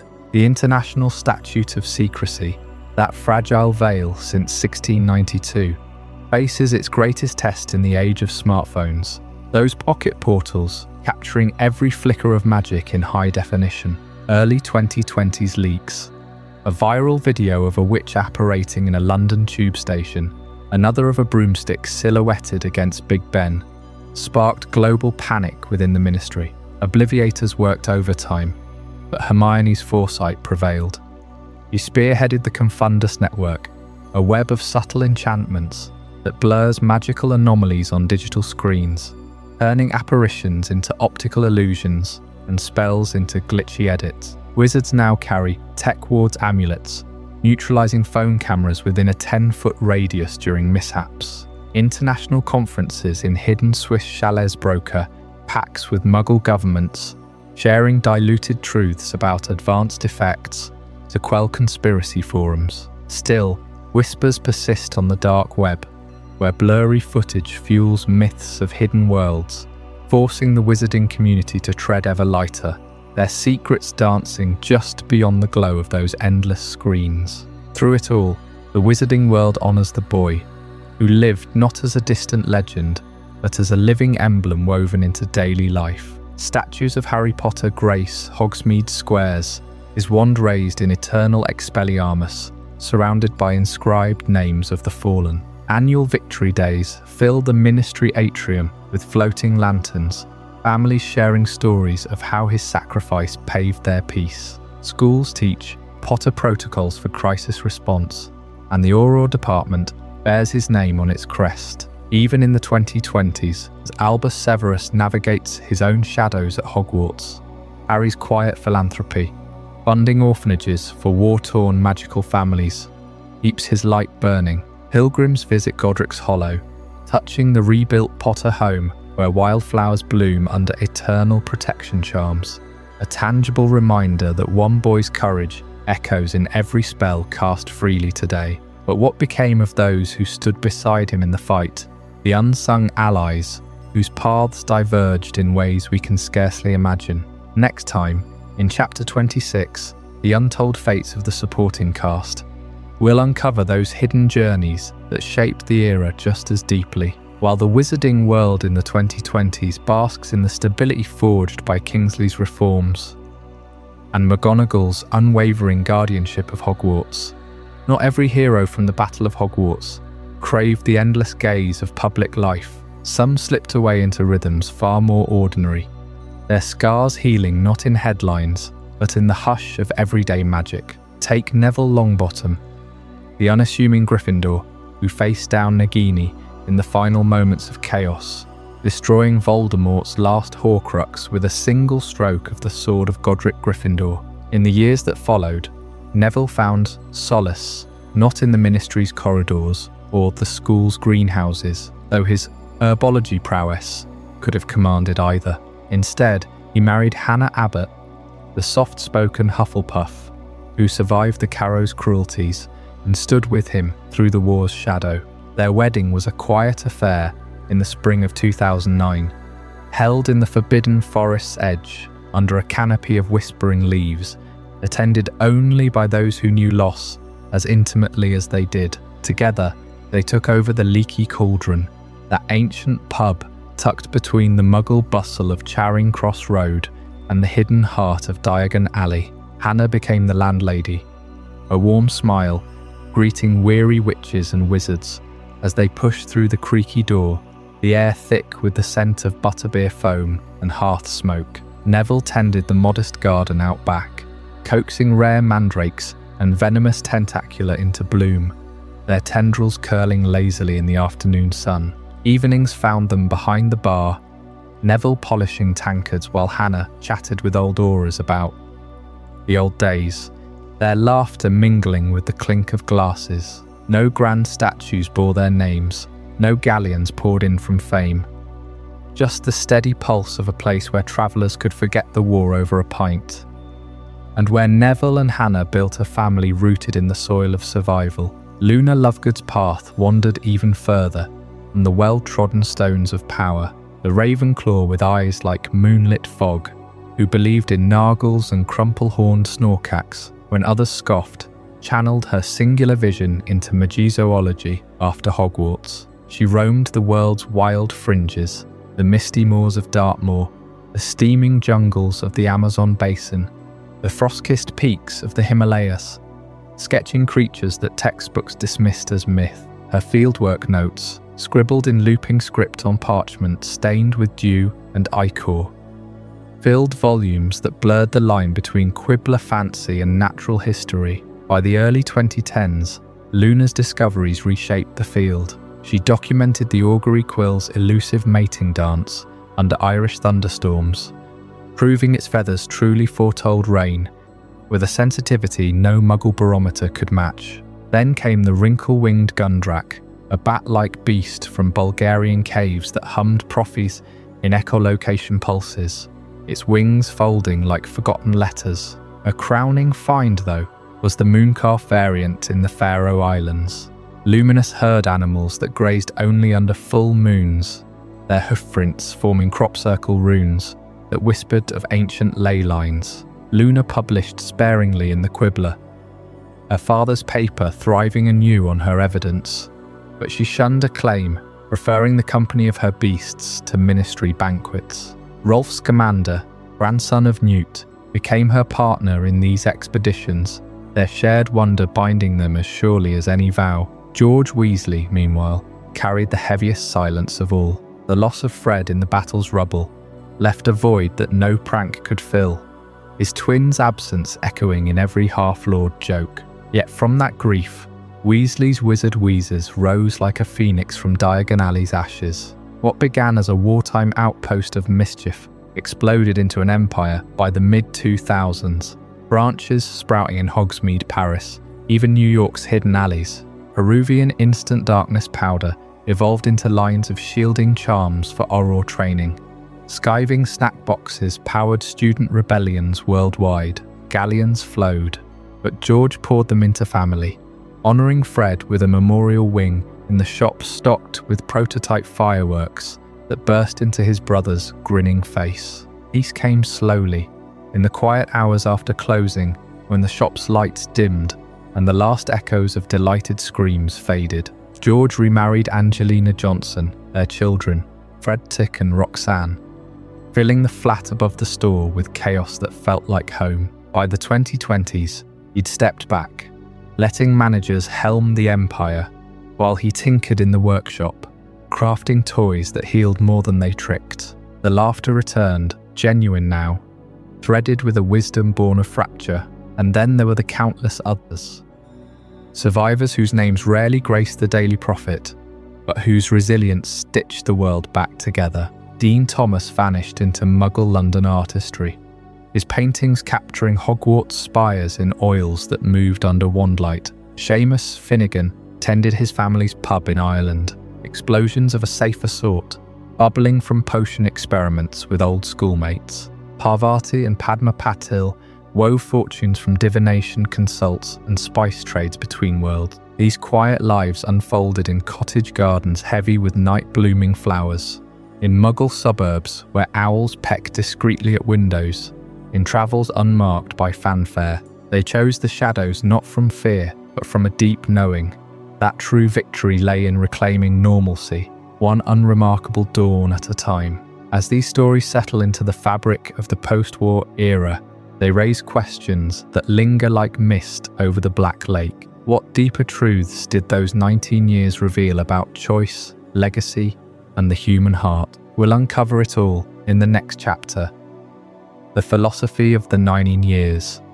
A reflection that might just redefine everything you thought you knew. While Neville carved out a quiet haven at the leaky cauldron alongside Hannah, welcoming weary witches and wizards through its familiar arched doorway, and Luna roamed mist-shrouded forests, her notebooks filling with sketches of elusive crumple-horned snorkax and other wonders. Harry, Ron and Hermione turned towards something far more profound, a deliberate embrace of the everyday. The Battle of Hogwarts had ended on May 2nd, 1998, with Voldemort's final curse rebounding off Harry's Expelliarmus, the air thick with the echoes of cheers and the acrid scent of spent spells. Yet in the epilogue, 19 years later, on September 1st, 2017, we find them not on some grand adventure, but pushing trolleys laden with trunks toward platform 9 3/4, steam hissing from the Scarlet engine like a sigh of long-held relief. J.K. Rowling chose this path with intention, granting her battle-scarred heroes a normal life after an extraordinary youth, one where the greatest drama unfolds in farewells at a bustling train station rather than duels under starry eyes. Harry, now 37, his hair still tasselled but streaked with the first hints of grey, stands with Ginny, their arms around 3 children. James Sirius, already a second year, with a mischievous grin that mirrors his namesake's. Albus Severus, 11 and wide-eyed. clutching the edge of his robes as if they might vanish, and little Lily Luna, too young for Hogwarts, but bouncing with excitement. Ron and Hermione flanked them, Rose Granger Weasley, clutching her mother's hand, her bushy hair a perfect echo of Hermione's. Sits a scene painted in soft morning light, filtering through King's Cross arches, the chatter of families mingling with the distant rumble of Muggle trains. A stark pivot from the adrenaline-soaked nights of Horcrux hunts. This choice wasn't mere sentiment. It carried the weight of philosophy. Rowling, in interviews after Deathly Hallows, spoke of wanting her characters to heal through domesticity, to trade wands for wedding bands and nurseries. Kingsley Shacklebolt took the helm as Minister for Magic, his deep voice steadying a fractured wizarding world as reform swept away the old corruptions. Harry rose swiftly to head of the Auror department, with Ron at his side, the pair revolutionizing it not through raw power, but expertise honed in the fires of war. Hermione, ever the beacon of intellect, completed her 7th year at Hogwarts, putting her heart before her books one last time, then climbed the ranks in the Department of Magical Law Enforcement, her mind a weapon against the shadows of dark arts she'd studied too well. But beneath this veneer of normalcy pulses a deeper tension, the theme of all was well, those final words scrawled on the trio's tent canvas, versus the gritty reality of living with post-traumatic stress and trauma. Fans have long dissected how Harry's scar, dormant for decades, flares again in Cursed Child, a psychic echo of Voldemort's malice, stirring not from resurrection, but from buried pain. Picture Harry in his ministry office, the weight of expectations pressing like an invisible Patronus charm flickering out, his nights haunted by visions of the Great Hall strewn with the fallen. Fred's laughter silenced forever. Remus and Tonks gone from their infant son Teddy.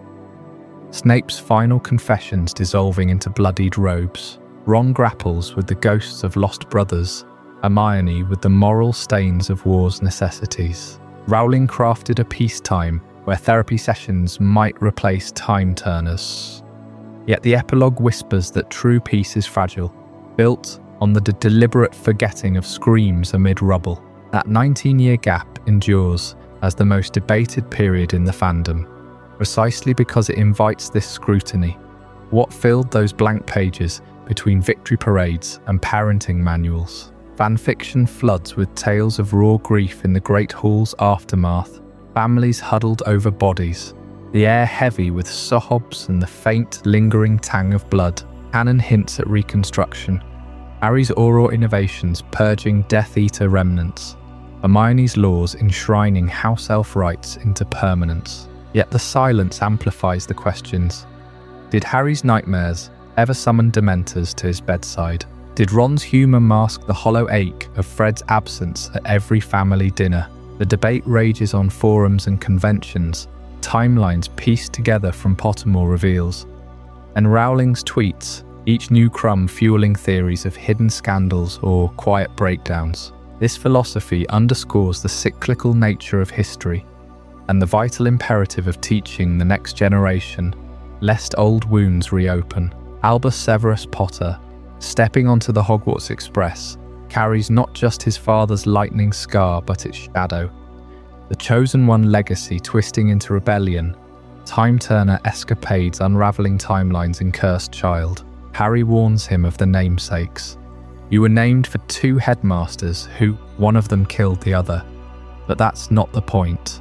It's a lesson etched in caution, the steam train pulling away as history's wheel turns anew. The reforms under Kingsley and later Hermione ensured Hogwarts thrived under McGonagall's unyielding gaze. But Albus's struggles reveal that trauma doesn't vanish with Horcruxes. It echoes in the children, demanding vigilance. Rowling's epilogue isn't closure, it's a handoff, urging the young to learn from scars, not repeat them. The Elder Wand, its power broken with Dumbledore's death, rests inert, much like the war's overt horrors. Yet in Cursed Child's premiere Shadows of London's West End in 2016, we glimpse the untold ripples. Family dinners strained by unspoken fears, Albus's isolation mirroring Harry's boyhood cupboard. Fans argue endlessly over whether this normalcy rings true. Could warriors of that caliber truly fade into PTA meetings and Quidditch coaching? The philosophy lingers, a quiet challenge. Normalcy is the ultimate rebellion against a Dark Lord's chaos. And as we peer beyond these 19 years into the endless horizons of legacy and lore, Chapter 28, The Story That Never Ends, uncovers the fan-driven epics and Rowling's own expansions that keep the wizarding world alive in ways you won't believe. Threads pulling at the fabric of what comes next, while the characters cling to that fragile normalcy, piecing together lives scarred by war.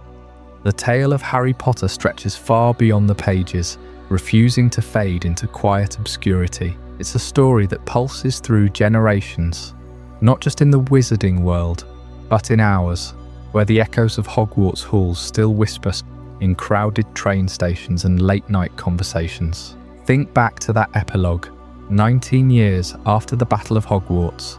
On September 1st, 2017, Harry stands on platform 9 3/4 at King's Cross, his hair still tasseled, that famous scar a faint line under his glasses. He's no longer the boy who lived.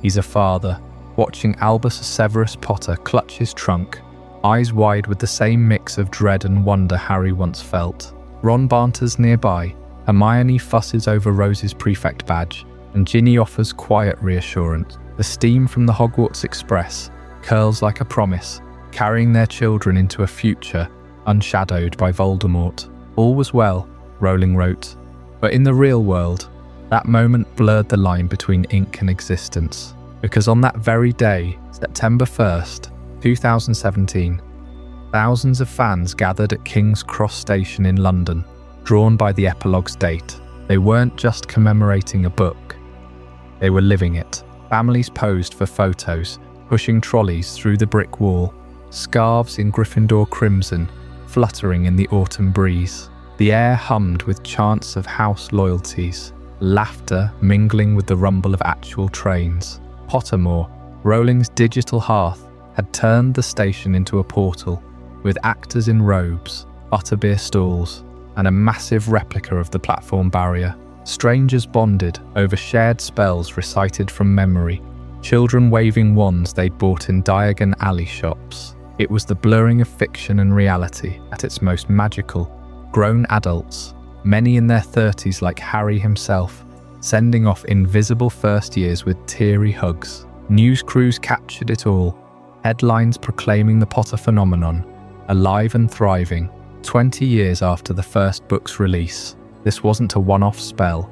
It's the enduring impact of the Harry Potter legacy on real-world culture, woven into the fabric of how we tell stories, build communities, and heal. Universities offer courses on its mythology, dissecting the deathly Hallows as modern folklore. Theme parks like the Wizarding World of Harry Potter in Orlando and Hollywood draw millions yearly, where you can sip pumpkin juice amid Hagrid's hut, or board the very Hogwarts Express that chugs through misty Scottish highlands. Conventions pack arenas, LeakyCon, Prophecy, where fans cosplay as Dementors or Dumbledore, debating canon deep into the night. Rowling's world birthed a literacy boom. Kids who devoured the books became readers for life, libraries crediting the series for reversing decline, and the charities, Rumble for the Wizarding Wireless Fund, Team Star Kids musicals that raised fortunes for causes from AIDS research to disaster relief, all stemming from that boy in the cupboard. Even the Cursed Child play, opening in London's West End on July 30th, 2016, extended this spell. Albus rebels against his father's shadow, time earners unravelling the past, forcing Harry to confront unresolved grief. It's no fairy tale coda, it's raw, showing how trauma lingers, how the chosen one's son becomes the troubled one. Fans queued for tickets months in advance, theatres glowing with wand-lit applause, proving the story's grip unyielding. Kingsley Shacklebolt's ministry reforms laid the groundwork for peace, purging corruption with Harry's Auror expertise at the helm, Ron and Hermione revolutionising law enforcement. McGonagall's Hogwarts endures as a beacon under her steady gaze. Neville tends the leaky cauldron with Hannah. Luna charts crumple-horned Snorkax, yet it's the fans who keep the fires lit. Fanfiction archives bursting with millions of tales, picking up where Rowling left off.